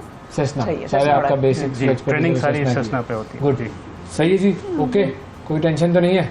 और 70 लाख रुपए अब्बू को बोलना, अब्बू जो दराज में पड़े हुए थे ना, नीचे वाले दराज में जो रखे हुए थे आप, बस वो निकाले और शुरू कर दें इंशाल्लाह, फिर आप पायलट बनेंगे। और बाद में अपने अब्बू को रिकवर करके भी देंगे। ठीक है, अच्छी वेल पेड है ये, वेल पेड है भाई। सुना छुट्टियां उटियां भी देते हैं, फ्री एयर ट्रैवल भी देते हैं। थैंक यू जी, बहुत शुक्रिया आप दोनों का, आप लोगों ने वक्त निकाला प्रोग्राम के लिए। नाज़रीन, वक्फा लेते हैं, वक्फे के बाद दोबारा हाजिर होंगे, हमारे साथ रहिएगा। सुबह सवेरे पाकिस्तान, सुबह सवेरे पाकिस्तान, सुबह सवेरे पाकिस्तान। वेलकम बैक जी। अब हमारा शुरू होता है क्विज राउंड और हमारे साथ मौजूद हैं दो बड़े ही होनहार तालिब इल्म, ज़ैनब तालिबात, हाँ उसका प्लूरल हो गया बिल्कुल। ज़ैनब और ईशाल हमारे साथ मौजूद है। अस्सलाम वालेकुम। कैसी हैं? ठीक ठाक हैं? Welcome to the programme. ये बताएं क्लासों में हैं, क्या इंटरेस्ट है, जरा बताएं। पहले ज़ैनब से शुरू करते हैं जी। मेरा नाम ज़ैनब है, आई एम 13 years old और मैं O1 में हूँ। O1 मतलब 8th। Good. And I want to be a doctor. Okay, अच्छा, इसकी क्या खास इंटरेस्ट क्या है? बस हेल्प पीपल, बस शौक था। गुड, ठीक है। और ईशाल आपका? मैं IC2 में हूँ एंड लाइक 10th बन गया जी। सो अभी मुझे नहीं पता कि मैं क्या करूँगी आगे, लेकिन फिलहाल बायो सब्जेक्ट रखा हुआ है। सही है। वो तो बायो वाले ज़्यादातर तो वो डॉक्टर वाले ही फील्ड में जाते हैं, लेकिन ये कि और भी चीज़ें हो सकती हैं। और आपके इंटरेस्ट क्या हैं ईशाल? इंटरेस्ट आर्ट बहुत ज़्यादा पसंद है मुझे। अच्छा। एंड स्पोर्ट्स भी। फ्री टाइम में क्या करते हैं आप लोग? फ्री टाइम में स्केचिंग या पेंटिंग वगैरह मैं बहुत ज़्यादा करती हूँ। और आप? अच्छा, आप भी? और आप दोनों की दोस्ती है या नहीं, फर्स्ट टाइम मिले हैं, पहली दफ़ा मिले? चलो ठीक है, यहाँ पे मुकाबला सकता है भाई, ये जो है ना, ये बात बनी आज। जनरल नॉलेज से और क्विज से कितना आप लोगों का लिंक है? लिंक चीज़ें पता होती हैं? हाँ जी। कैसे? वज़ीर आज़म पता है कौन है पाकिस्तान के? हाँ जी। चलो, लेकिन वैसे मैं पूछ रहा हूँ कि आप क्या किताबें पढ़ते हैं जनरल नॉलेज की? पहले हमारे ज़माने में तो किताबें आती थी, जनरल नॉलेज की बुक्स आती थी, वो मोटी मोटी किताबें होती थी, उसमें सब्जेक्ट वाइज सवाल दिए होते थे, वो सवाल जवाब याद करते थे, फिर हम मुकाबलों में हिस्सा लेते थे। अब क्या करते हैं? ऑनलाइन, मोस्टली इंटरनेट से। इंटरनेट से, चलिए गुड। चले फिर मुकाबला शुरू करते हैं। बिल्कुल जी। यूसुफ से हमारे मुकाबले की मैंने आप लोगों के 2 कॉलम्स बना लिए हैं, मैं यहाँ पर मॉडरेटर हूँ। बिल्कुल क्विक होना है आप लोगों ने जवाब देने में, जो पहले जवाब देगा उसका पॉइंट हो जाएगा। नंबर शिफा देती है, ठीक है, और अगर आप लोग शिफा को कुछ खिलाने पिलाने का वादा करें तो नंबर में गड़बड़ भी कर सकते हैं। ये हल्का सा आहिस्ता से एक लाइन ही लगानी है ना, इधर की बजाय इधर लगा दूंगी। तो खैर चलें जी, सवालात आपके सामने शुरू होंगे। ठीक है, यहाँ पे आपको जो पहले जवाब दे देगा उसका पॉइंट हो जाएगा। तो कोशिश करना है कि तेज, रैपिड रिस्पॉन्स, ठीक है। ओके, स्टार्ट करें जी। 3, 2, 1 जी। पहला सवाल है, आइस हॉकी की टीम में कितने खिलाड़ी हो? सवाल ऐसे कैसे पता लग गया आपको इतनी जल्दी? मैंने पढ़ लिया। वो स्क्रीन पे लिखा हुआ आ रहा है, इतनी जल्दी पढ़ लिया। Very good. आइस हॉकी की एक टीम में 6 होते हैं, 2 टीमों में कितने होते हैं? 12। गुड, शाबाश। देखो मैथ्स भी आता है इनको। चलो चलो अगला का सवाल। पॉइंट हो गया। अच्छा, बाबाए मईशत का खिताब किसका खिताब है? यूक्लिड। इसका यूक्लिड। इसका यूक्लिड। ये कौन है भाई, बताओ जरा। हाँ भाई ये तो हमें भी जवाब बताओ। बाबा कौम को जानते हैं हम, बाबा इंसानियत को जानते हैं हम, बाबा खिदमत जो ईदी साहब थे। ये बाबा मईशत कौन है? बाबाए उर्दू को भी जानते बता दो हैं। कोई। बाबा उर्दू मौलवी अब्दुल हक। एडम स्मिथ है जी। एडम स्मिथ से। जवाब गलत हो गया बिल्कुल। Father of economics. बाबा मईशत में क्यों ना पकड़ सका? हाँ father of economics Adam Smith obviously. चलो भाई लाहौर वाला होगा, इस क्या कर रहे हो? आगे बताओ आगे। ये तो गलत हो गया, मेरा भी गलत हो गया, sorry. I am disappointed in my self जी। अगला सवाल। अगला सवाल। दूसरी जंग अजीम कब शुरू हुई थी? 939। किसने दिया था पहले जवाब? दोनों को साथ साथ ही मैंने बोला था। हाँ 1939 किसने पहले बोला था? मैंने दोनों ने साथ बोला, मुझे उन्होंने लग रहा साथ ही बोला था। चलो दोनों को दे देते हैं पॉइंट, जरा मुकाबला मुश्किल है। टीम बाकी इधर वाले सारे देखो, बताओ हमें फिर, हाँ, ठीक ये है? गड़बड़ हो जाती क्योंकि है। हम सवाल भी देख रहे होते हैं। चलो अगला सवाल। Ready 1 2 3 start. मशहूर फुटबॉलर लायनल मेसी किस मुल्क से ताल्लुक है? अर्जेंटीना। Good, very good. चलो भाई 2-2 मुकाबला Very बराबर। good. चलो अगला। नेक्स्ट। कौन सा विटामिन जख्मों को विटामिन सी। सच्ची बात है? ये शिफा आप बताएंगी, ये मेडिकल साइंस का मुझे नहीं पता होता। बिल्कुल ऐसा ही मुझे लग रहा है। मेडिकल साइंस में यही तय हुआ है कि विटामिन सी जख्मों को जो कि निकलता किस तरह है? जब आपकी सिट्रस। स्किन हाँ सिट्रस फ्रूट से आता है। Yes good. चले, ये किसको दिया? दोनों को 3-3 चल रहे हैं अभी तक, बराबर चल रहे हैं। बड़ा फास्ट 3-3 चल रहे हैं भाई। 3-3 ओके। नेक्स्ट। इंसानी जिस्म का सबसे बड़ा ऑर्गन? स्किन। हाँ ज़ैनब आई हैं। पहले इसने ज़ैनब आई हैं बिल्कुल। जी स्किन कलर का आपने नहीं, स्किन कलर नहीं है, थोड़ा ज़्यादा डार्क। गुड। चलो नेक्स्ट नेक्स्ट नेक्स्ट। पहली खातून कौन सी थी जिसने मैरी क्यूरी। नोबेल प्राइज मिला था जिनको, यस है ना? क्यूरी। हाँ जी। Marie Curie. क्या किया था उन्होंने? डॉक्टर क्या किया था उन्होंने, बताएं भाई। बस हेल्प की कुछ थी। किया था उन्होंने, कुछ बड़ा काम किया था उन्होंने। ये मेरी भी बात हुई थी, उन्होंने बताया था, मैंने कुछ बड़ा काम किया, अब वो याद नहीं आ रहा मुझे। 1903 में जी उनको मिला था। है हाँ 1903 में। चले नेक्स्ट नेक्स्ट नेक्स्ट। कौन सा मैमल है जो उड़ भी सकता है? चमगादड़। बैक। यस क्या वेरी बात है गुड। भाई। तेज तेज ईशान तेज। 1 2 3 4 5 क्या कर रही हैं 6 आप? 3। ये तो आपको टेंशन नहीं हो रही कोई? नहीं। अच्छा नहीं क्यों? चले चलो अगला सवाल देखते हैं। अगला सवाल क्या है? GPS. Global positioning system. Global positioning. क्या बात है? गुड, इससे भी आपकी वाकफियत है। आपको पता था ये? इसने पहले बोल दिया था। नहीं तो आप उनके लिए इंतजार कर रही थी कि वो पहले बोल दें। रोक लो, मुंह पकड़ लो, जवाब देने ना दो। चलो जी नेक्स्ट। चलो भाई नेक्स्ट। कौन से बर्रे आजम में सबसे ज्यादा आबादी पाई जाती है? एशिया। इससे आसान सवाल हो ही नहीं सकता। पहले उन्होंने दिया। उन्होंने दिया ना, बोल रही थी वो विशाल। कुछ। कितने कितने हो गए? 5-5 5 और 6। 5 और 6। 5 और 6। Ishaan is picking up। Catching up. Good good, सही है। अगला सवाल नाजरीन, अगला सवाल क्या है? कौन सा परिंदा हमाकत और Hummingbird। जहानत दोनों के लिए? नहीं आलू। उल्लू। आलू। अच्छा आलू कौन सा परिंदा होता है? उल्लू। सॉरी कौन सा परिंदा होता है आलू? उल्लू। हाँ उल्लू। ठहर जाओ, वो बोल रही हैं। वो बोल जी रही भाई है कैसे आपके सामने कैसे आए?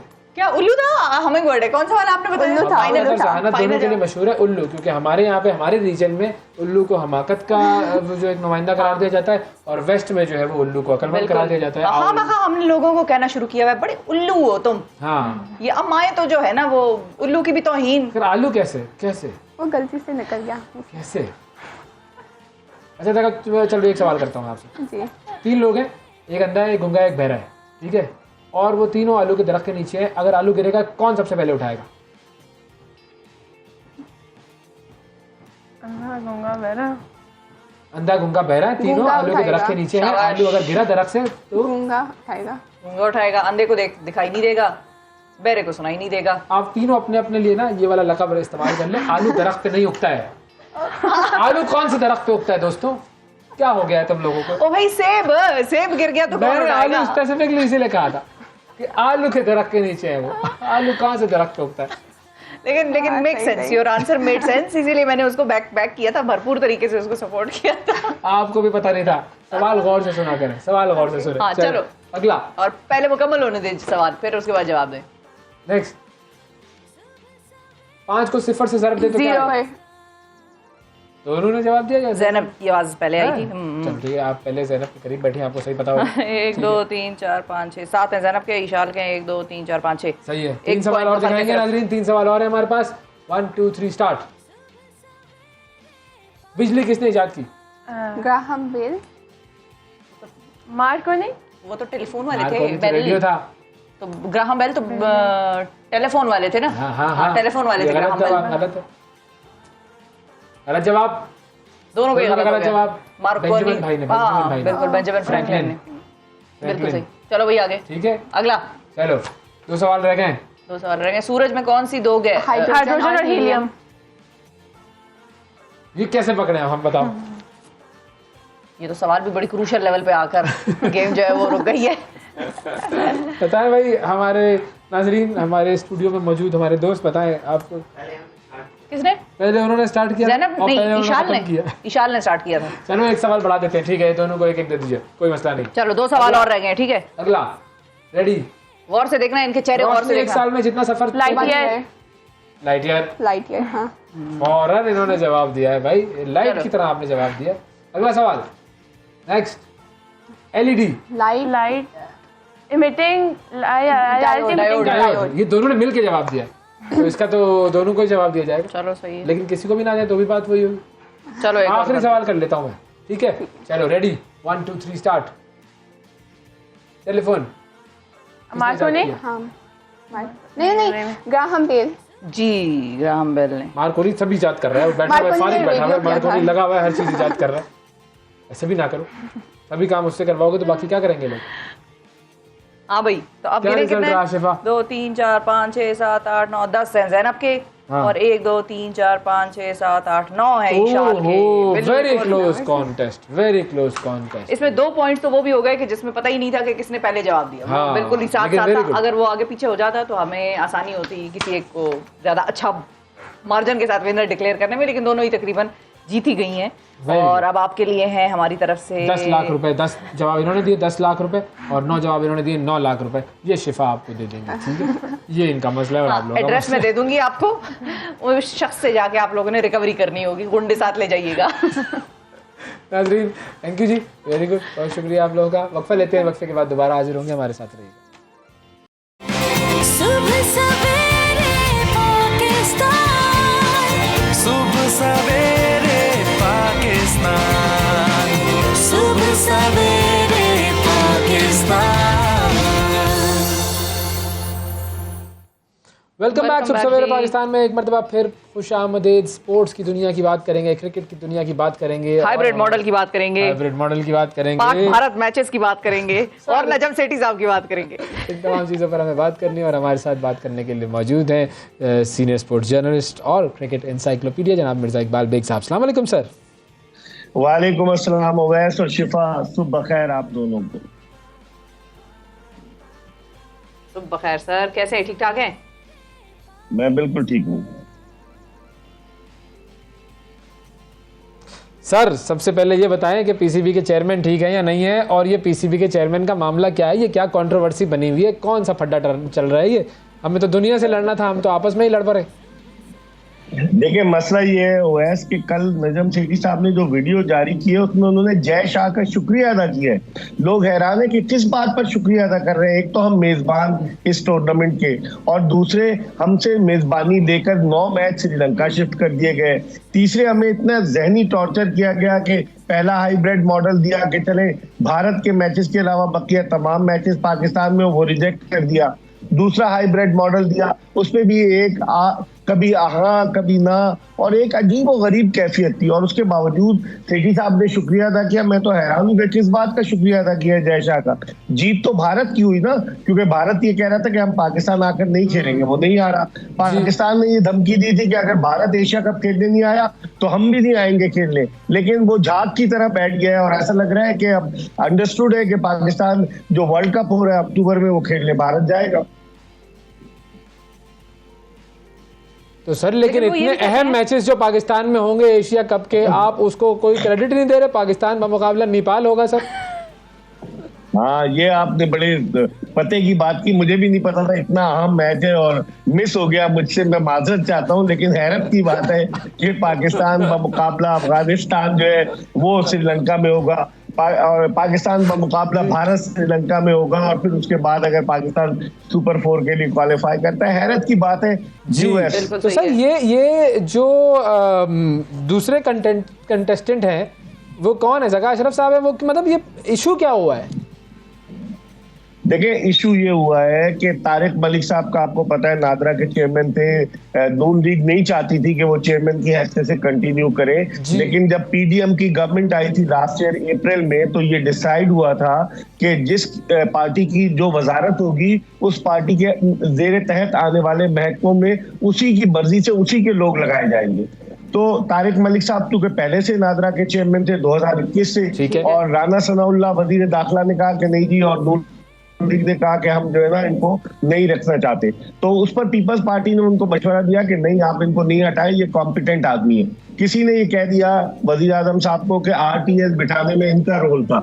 जब उनसे वजीर आजम साहब ने पूछा तारिक मलिक से, तो उन्होंने बताया कि साहब मैं तो 2016 के बाद मुल्क से बाहर चला गया था और 2021 में वापस आया हूं, तो 2018 के इलेक्शन में मेरा क्या रोल? तो किसी ने वजीर आजम को मिसगाइड किया। बहरहाल तारिक मलिक साहब ने जो इस्तीफा दिया, पीपल्स पार्टी चाहती थी वो इस्तीफा ना दे, तो अब पीपल्स पार्टी इधर फैल गई है कि बैनुल सूबाई राब्ते की वजारत हमारी है और हमारा बंदा आएगा, क्योंकि तारिक मलिक साहब सरेंडर कर गए इस्तीफा देकर। अब यहाँ पर नजम सेठी साहब मौजूद है। इलेक्शन पहले उन्होंने 22 दिसंबर को रमीज राजा को हटाकर एक इंटरम कमेटी, मैनेजमेंट कमेटी बनाई कि आप इलेक्शन कराएं। 4 महीने में नहीं करा सके, 2 महीने का और वक्त दिया, उसमें भी हालात बड़े नागुफ्ता बे हैं। तो पीपल्स पार्टी ये चाहती है उसका आदमी है, और ज़का अशरफ क्योंकि पिछला जो उनका टेन्योर था उसमें सिर्फ 1 साल 17 महीने तक वो पीसीबी के चेयरमैन रहे, तो पीपल्स पार्टी कहती है हमारा आदमी आए। और एहसान मजारी जो 41 साल यंग मिनिस्टर है बैनुल सूबाई राब्ते के, वो डट गए।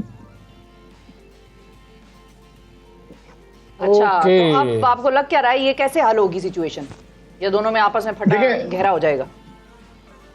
शिफा, मुझे तो यही लग रहा है कि ज़का अशरफ साहब बन जाएंगे चेयरमैन, क्योंकि सेठी साहब को जो उनके मुशीर है ना, वो आकिबत ना अंदेश, उर्दू का जो सही लफ्ज है, वो मुशीर जो है उनको एक ऐसी बंद गली की तरफ लेकर जा रहे हैं कि जहाँ कोई रास्ता नहीं है। वो उनको मुख्तलिफ किस्म के मशवरे दे रहे हैं, गवर्निंग बोर्ड फॉर्म कर लें, ये कर लें, वो कर लें, लेकिन नाम जो जाने हैं आईपीसी मिनिस्ट्री के थ्रू जाने। वजीर आजम डायरेक्ट तकर्रुर नहीं कर सकते नजम सेठी साहब का।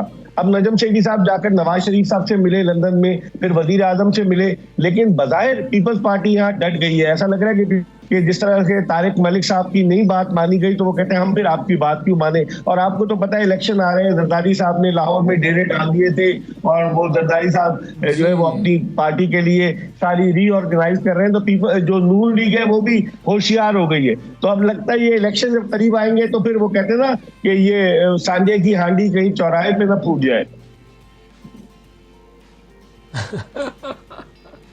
बिल्कुल सही। बिल्कुल। अच्छा सर, अच्छा अब एक और चीज़, एक और शेड्यूल जिसका ऐलान हुआ है वो है टेस्ट चैंपियनशिप में पाकिस्तान के जो मैचेस हैं उनका भी ऐलान हुआ है। ऑस्ट्रेलिया के साथ हम खेलेंगे ये अगले 2 साल का। तो ये इस मरतबा तो हमने देखा कि जी ऑस्ट्रेलिया और इंडिया, बहरहाल वो इंडिया को बड़ी बुरी हार हुई।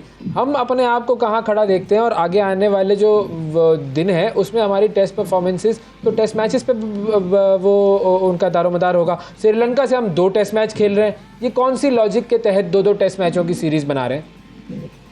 ठीक है ओवैस, हम पाकिस्तान क्रिकेट बोर्ड ज्यादातर T20 क्रिकेट पे कंसंट्रेट कर रहा है। T20 क्रिकेट पे खिलाड़ियों के लिए पैसा भी है, बोर्ड के लिए पैसा भी है। टेस्ट मैचेस जो हमने अपनी सरजमीन पर खेले, आपको याद होगा ऑस्ट्रेलिया के खिलाफ टेस्ट सीरीज खेले, वो हार गए। इंग्लैंड के खिलाफ टेस्ट सीरीज खेले, वो 3-0 हारे।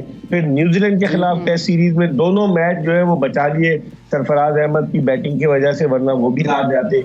तो हमारी तवज्जो, और हम पिचेस ऐसी बनाते हैं। रमीज राजा साहब कह रहे थे ड्रॉप इन पिचेस लाएंगे, वो आइडिया कैंसिल हो गया। अब सुना है कि ऑस्ट्रेलिया से मट्टी लाई गई है, हालांकि वतन की मट्टी गवाह रहना वो गाना नहीं है, तो यहाँ हम बजाय वतन की मट्टी के ऑस्ट्रेलिया से मट्टी लाकर हम पिचेस बना रहे हैं। तो टेस्ट क्रिकेट में हो क्या रहा है, हमारा फोकस तकरीबन हट गया है टेस्ट क्रिकेट से, क्योंकि वहाँ 5 रोजा मैच है और टेस्ट क्रिकेट तकरीबन 149 बरस हो चुके हैं टेस्ट क्रिकेट को, तो आप उसको कैसे खत्म कर सकते हैं। क्रिकेट का असल हुस्न वही है। और जनवरी 1971 में वनडे क्रिकेट शुरू हुई, 2005 में T20 क्रिकेट शुरू हुई, तो T20 क्रिकेट डोमिनेट कर रही है, फोकस हट गया है, पैसे का बहुत ज्यादा इन्वॉल्वमेंट है T20 क्रिकेट में, इसलिए टेस्ट पर हम ज्यादा कंसंट्रेट नहीं कर रहे। तो अब हमने टेस्ट जो खेलते हैं वो आने वाले दिनों में, ये तो एक तो श्रीलंका वाली सीरीज है, और क्या क्या है हमारे पास हमारी पटारी में? अभी तो जो आईसीसी ने जारी किया, श्रीलंका के बाद हम ऑस्ट्रेलिया जाएंगे खेलने के लिए, और उसके बाद देखते हैं नेक्स्ट ईयर वेस्ट इंडीज ने आना था, लेकिन उसका वो PSL से उसका क्लैश हो रहा है उसके शेड्यूल का, तो उसको रीशेड्यूल करेंगे। तो अब देखें होता क्या है। पाकिस्तान क्रिकेट जो है ना, एक तो हम आपस की लड़ाइयों से फारिग हो तो हम उस तरफ तवज्जो दें ना, हम तो आपस में चेयरमैन कौन होगा, चेयरमैन कब आएगा, मैनेजमेंट के अरकान क्या क्या है, जो पर्स इतना ले रहे हैं कि लाहौर के 5 स्टार होटल के वो स्वीट रूम में ठहरे हुए हैं मैनेजमेंट कमेटी। भाई आपका काम था आप इलेक्शन कराएं जाएं, और खुद इलेक्शन लड़ने लग गए। तो मैंने पहले भी कहा था कि अगर दूध की रखवाली पर आप बिल्ले को बिठा देंगे तो आप कैसे तवक्को करेंगे कि दूध बच जाएगा।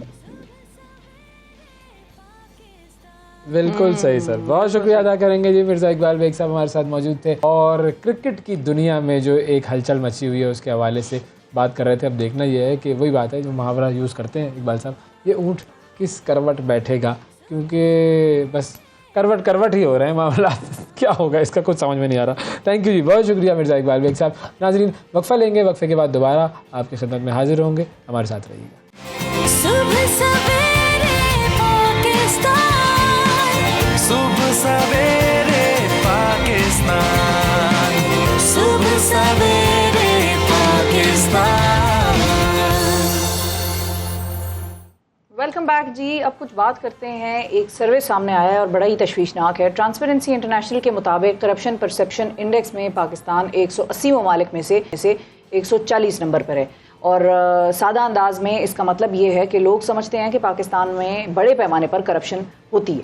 हाल ही में एक और सर्वे सामने आया है, गैलप के एक सर्वे ने इसकी तस्दीक कर दी है। और गैलप ने सर्वे में ये सवाल पूछा था कि पाकिस्तान में कारोबार में कामयाबी के लिए रिश्वत देना और लेना कितना ज़रूरी है या नहीं। और जवाब में क्या हर 10 में से 7 अफराद ने जवाब दिया कि मुल्क में कामयाब कारोबार के लिए रिश्वत लेना और देना ज़रूरी है। गोया कि 66% पाकिस्तानी कारोबार के लिए रिश्वत को नागुज़ीर करार देते हैं, और सिर्फ 13% ऐसे हैं जो कहते हैं कि जी रिश्वत के बगैर भी कामयाब कारोबार हो सकता है, जबकि 10% के ख्याल में ऐसा मुमकिन तो है लेकिन कामयाबी यकीनी नहीं है। अब इस सर्वे से अंदाज़ा लगाया जा सकता है कि रिश्वत जैसी जो समाजी बीमारी है उसको मुआशरे ने नागुज़ीर समझकर कबूल कर लिया है। बड़ी संगीन बात है ये। इस मौजू पर हम बात करते हैं। हमारे साथ मौजूद हैं जी मरूफ कारोबारी शख्सियत और बिजनेस ग्रुप के चेयरमैन जो है FPCCI से जिनका ताल्लुक़ है, जनाब मियां जाहिद हुसैन साहब। अस्सलाम वालेकुम। जी वालेकुम सलाम। जाहिद साहब बहुत शुक्रिया सर, आपने प्रोग्राम के लिए वक्त निकाला। अब ये जो एक सर्वे आया है जी सर, हमारे आवाज़ में आपके तो हमारी आवाज़ पहुँचेगी आप तक चंद सेकंड के डिले के साथ, तो उसको हमें ज़रा मैनेज करना होगा। ये थोड़ा सा हमें बताइएगा कि ये जो सर्वे है ये क्या वाकई आपको लगता है कि ऐसा ही है, क्योंकि आप ज़ाहिर है FPCCI से आपका ताल्लुक़ है, आप सारे पाकिस्तान में मुख्तलिफ जो बिजनेसेस हैं उनके मामलात को भी देखते हैं, तो क्या ख्याल है इस सर्वे की अहमियत क्या है?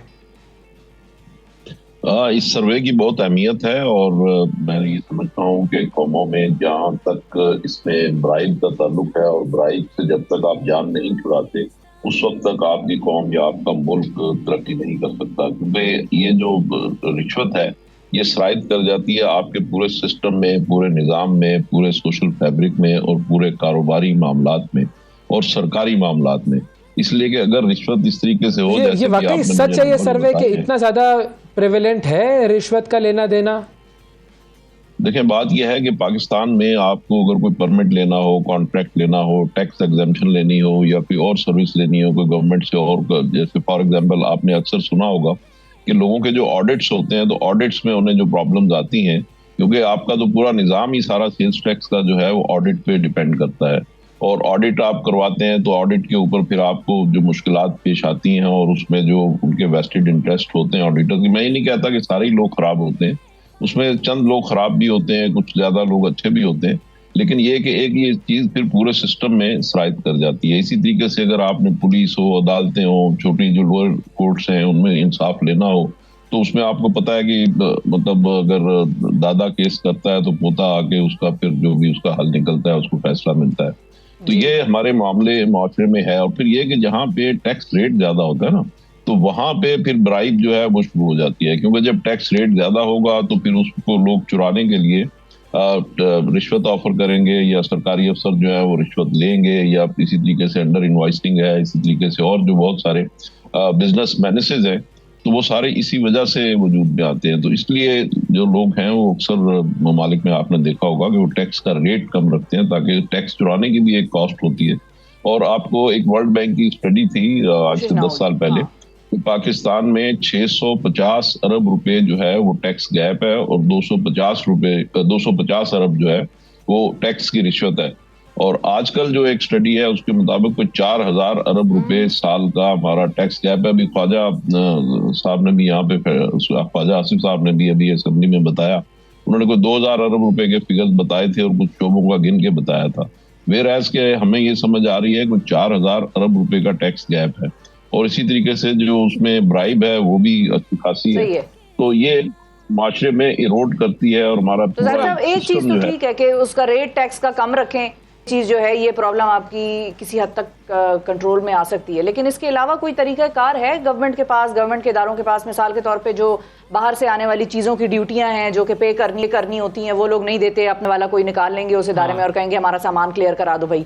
या इसके अलावा बहुत सारे सरकारी महकमों में एक प्राइवेट सिटीजन से भी रिश्वत ली या दी जाती है, उसमें मिसाल के तौर पे एक गैस का मीटर लगवाना है, आपने अपना घर बना रहे हैं आप, और उसमें भी वो शख्स आपको कहेगा कि देखो आपको या तो हम वेटिंग लिस्ट पे डालेंगे, अभी तो हमारे पास बड़ा पूरा लंबा नंबर चल रहा है, बड़ी लाइन लगी हुई है, तो आपका नहीं कर सकते। वो कहेगा भाई मेरा घर बनना है, सर्दियां आ रही हैं, मुझे गैस चाहिए, तो वो फिर ज़ाहिर मजबूर हो जाएगा उसको पैसे खिलाने पे। तो क्या कोई इस किस्म का मैकेनिज्म है कि जिससे इस चीज़ का तदारुक हो सके? बिल्कुल, ये असल में बात यह है कि ये मसनूई किल्लत पैदा कर दी जाती है चीज़ों की, या जिस अफसर के कलम से किसी को कोई बेनिफिट मिलना होता है, गैस का कनेक्शन मिलना है या इस तरह की कोई और चीज़ें हैं, तो वो लोअर लेवल के ऊपर वो जब ये देखते हैं कि जी मेरे कलम में इतनी ताकत है, तो वो फिर उसका मिसयूज भी होना शुरू हो जाता है। और फिर ये कि हमारी सोसाइटी में लोग डेस्परेट भी होते हैं। आपको पता है कि अगर एक चीज़ की किल्लत हो, जैसे अब आजकल हमारे यहाँ गैस की किल्लत है, तो हर शख्स ये चाहता है कि जी मुझे गैस का कनेक्शन पहले मिल जाए। और वो फिर लोग जो हैं जो अपनी क्यू में या अपनी बारी का इंतजार नहीं करना चाहते, तो वो फिर उसको क्यू को क्रॉस करने के लिए, गेट क्रैश करने के लिए वो उसके लिए पैसे देते हैं। इसमें हमारे लोगों का भी मसला है ना फिर तो ये। हाँ, लोगों का मसला है क्योंकि लोग अपनी बारी का इंतजार नहीं कर सकते। अगर तो देखें ना, हमारे यहाँ चीजें वाफर मिकदार में अवेलेबल हो, कि आपको गैस चाहिए, आपको 24 घंटे में कनेक्शन मिल जाएगा। आपको पता होगा कि एक जमाने में हमारे यहाँ पासपोर्ट लेने के लिए बहुत बड़ी रिश्वत होती थी, इसी तरीके से टेलीफोन कनेक्शन लेने के लिए बहुत बड़ी रिश्वत होती थी। उसके बाद जब आपने देखा कि अब ये सेलुलर टेक्नोलॉजी जब से आई है, तो वो कहते हैं जी आप उसी वक्त 10 मिनट के अंदर आप कनेक्शन ले लें। तो बात यह है कि जब चीज़ों की अवेलेबिलिटी होगी, आसानियां होंगी, और पाकिस्तान जो है वो आसानियों में, कारोबारी आसानियों में 108वें नंबर पे आता है।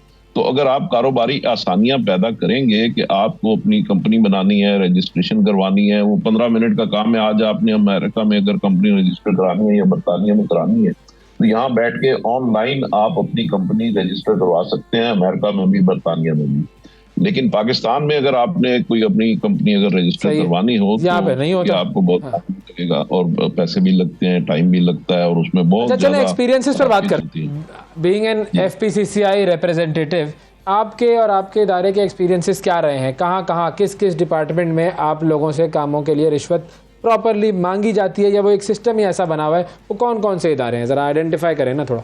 देखें हमारे इदारा जो है, हमसे तो कोई रिश्वत नहीं लेता, ना कोई रिश्वत मांगता है। हमारा तो एक टेलीफोन, लेकिन आपके जो मेंबरान हैं उनके रेफरेंस से बिजनेसेस के लिए जब अब मेरा भी देखें ना, बात यह है कि कारोबारी बिरादरी में भी सारे दूध के धुले हुए नहीं है, इसी तरीके से सारे सरकारी अफसर भी दूध के धुले हुए नहीं है। तो ये केस टू केस वेरी करता है। बाज कंपनियां ऐसी होती हैं कि वो मल्टीनेशनल कंपनियां हैं, या उनकी ब्रांड लॉयल्टी है, या उनका रेवेन्यू माशाल्लाह या सेल उनकी बहुत ज्यादा है, तो वो लोग फिर रिश्वत नहीं देते और वो इस चीज को बॉदर नहीं करते, और उनके काम जो है उनकी रेपुटेशन के ऊपर, उनके स्ट्रॉन्ग क्रेडेंशियल्स के ऊपर हो जाते हैं। उनकी रेपुटेशन अच्छी होती है, उनका ये होता है कि जी ये चोरी नहीं करते, टैक्स चोरी नहीं करते, या अंडर इनवॉइसिंग नहीं करते, तो उस वजह से उनके काम जो है वो नहीं रुकते और उनके काम ऑटोमेटिकली हो जाते हैं और ऑन मेरिट हो जाते हैं।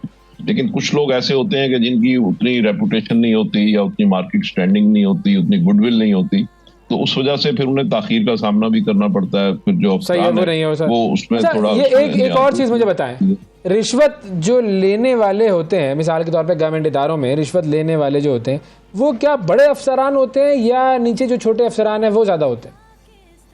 देखिए बात यह है कि जो नीचे बैठे हुए होते हैं, देखें अवाम का जो सामना होता है वो तो छोटे अफसर के साथ होता है ना, बड़े अफसर के साथ तो होता नहीं, तो छोटे अफसर के साथ ही होता है। तो छोटा अफसर जो है वो उसमें जाहिर है कि उसके अपने इंटरेस्ट होते हैं, वेस्टेड इंटरेस्ट होते हैं, और सम केसेस में वो जाहिर है कि ऊपर तक भी वो उसका हिस्सा पहुंचा। आज आप पाकिस्तान के या कराची के या किसी थानों की सिचुएशन देख लें, लॉ एंड ऑर्डर के हवाले से अगर आपने कोई FIR कटवानी हो और जायज काम हो, जायज मसला हो, उसके लिए अगर आप थाने जाएंगे तो आपकी FIR नहीं कटेगी और उसके लिए आपको या तो किसी से ऊपर से कहलवाना पड़ेगा या कोई थोड़ी बहुत उसके लिए। एक चीज होती है स्पीड मनी, तो स्पीड मनी भी ये होती है कि अगर आपका जायज काम है, 100% मेरिट पे जायज काम है, लेकिन उसको आप चाहते हैं कि ताखीर ना हो, तो उसके लिए फिर आप थोड़ा बहुत उसके लिए भी कुछ ना कुछ आपको पैसे देने पड़ते हैं। तो ये इस तरह की चीजें हैं कि अगर आपका ये सारा एक कल्चर बना हुआ है, अगर आदमी ने इस सर्वे में हम आपको शामिल करें, आपका क्या ख्याल है कि पाकिस्तान में कामयाब कारोबार करने के लिए रिश्वत देना जरूरी है या नहीं? मैं ये कहता हूं कि ये कोई लाजमी नहीं है, ये आपकी अपनी कारोबारी स्टैंडिंग पे, आपके अपने मॉरल वैल्यूज पे और आपके अपना गुडविल के ऊपर भी डिपेंड करता है। फॉर एग्जांपल मुझे आज तक कभी रिश्वत देने की जरूरत पेश नहीं आई। हमारे यहाँ हमारी फैक्ट्री में लेबर इंस्पेक्टर भी आते हैं, हमारे यहाँ एक्साइज वाले भी आते हैं, सेल्स टैक्स वाले भी आते हैं, कस्टम्स वाले भी आते हैं और बेशुमार महकमे हैं जिनके साथ हमारा पुलिस से भी रब्ता होता रहता है। तो लेकिन हमें अल्हम्दुलिल्लाह कभी इस टाइप की चीजों का सामना नहीं करना पड़ा। लेकिन हमारे पास दर्जनों और सैकड़ों केसेस ऐसे आते हैं कि जो लोग मेरिट पे होते हैं, जिनके काम नहीं हो रहे होते, जिनको परेशानियों का सामना करना पड़ता है, रूटीन में उनके ऑडिट्स होते हैं, तो उनके ऑडिट्स में भी उनका जो ऑडिटर होता है वो उनके गलत किस्म के उनके ऊपर ऑब्जेक्शन निकालता है और फिर वो ऑब्जेक्शन के ऊपर वो उनसे पैसे मांगता है, वो पैसे ना दें, फिर उनके ऊपर झूठे केस बनते हैं, फिर आगे उनको काफी एक लंबी एक्सरसाइज या ड्रिल का सामना करना पड़ता है। तो ये पाकिस्तान में एक मिक्स सिग्नल्स हैं और मिक्स सिचुएशन है। हर शख्स का ये कहना कि जी उसको लाजमी ब्राइब देनी पड़ती है, आई डोंट थिंक कि ऐसा होगा। लेकिन ये कि बहुत सारी लोगों को, बहुत सारी अक्सरियत को जिनकी से नहीं है या जिनकी स्टैंडिंग नहीं है या जिनकी वो कहीं जा नहीं सकते या उनकी सुनवाई नहीं है, तो उनके काम उनको ये काम करना पड़ता नहीं होता। बिल्कुल ठीक है सर, बहुत शुक्रिया अदा सर, बहुत शुक्रिया अदा करेंगे। जाहिद हुसैन साहब हमारे साथ मौजूद थे FPCCI से। और पहिए लगा दो फाइल को, ये जुमला सुना होगा आपने, पहिए लगा दो फाइल को, बड़ी बड़ी मशहूर शख्सियत से सुना है। तो बहरहाल ये बात अच्छी नहीं है। एक वक्फा लेते हैं, वक्फे के बाद दोबारा हमारे साथ शामिल होइएगा।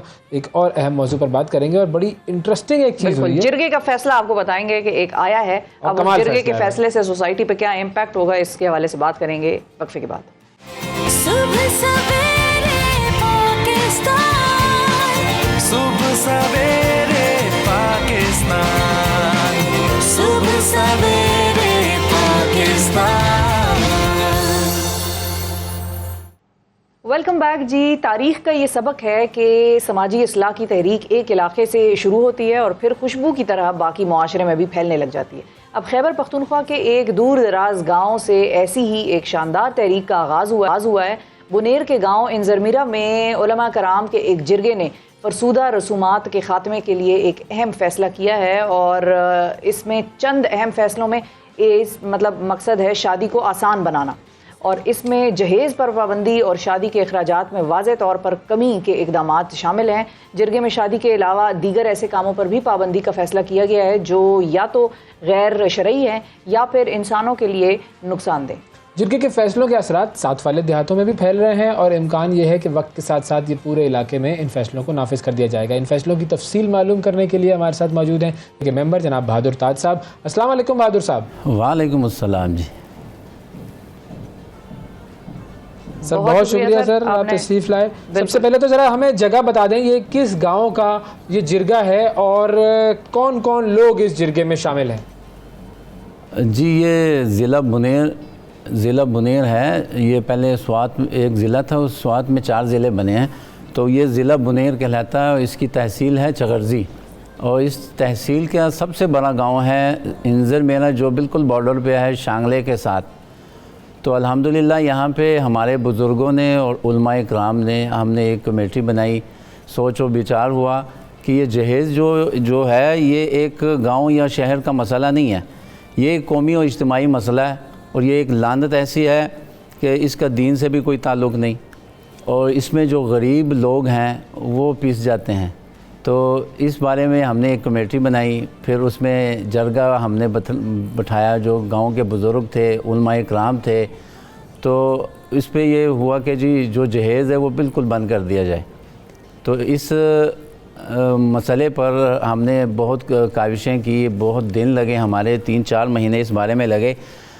मैं बैक पे आपको एक बताना चाहता हूँ कि ये जो हमारे इन माशरे में ये पहले नहीं होता था।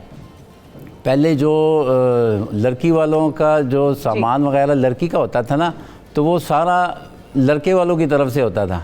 जो हकमेर होता था, हकमेर में सामान भी घर के होता था। जी ऐसा ही है। जैसे यहाँ पे शहरों में होता था ना कि लड़का पाँव पे खड़ा हो तो फिर उसकी शादी की जाए, तो वहाँ यही होता था कि लड़का अपने घर का सामान खुद ख़रीदे। सारा सामान जब वो होता था तो उसमें फिर जहेज़ नहीं थी होती। जो बेटियाँ होती थी, बहनें होती थी, वो छोटी उम्रों में ही उनकी शादियाँ हो जाती थी। अब ये मसला ऐसा बना कि इसको एक फितना बन गया। यानी अगर कोई एक बेड किसी ने लिया तो फिर साथ वाले घर में अगर शादी होती थी वो एक बेड के साथ फिर दूसरा बेड भी दे देता था, फिर अलमारियाँ।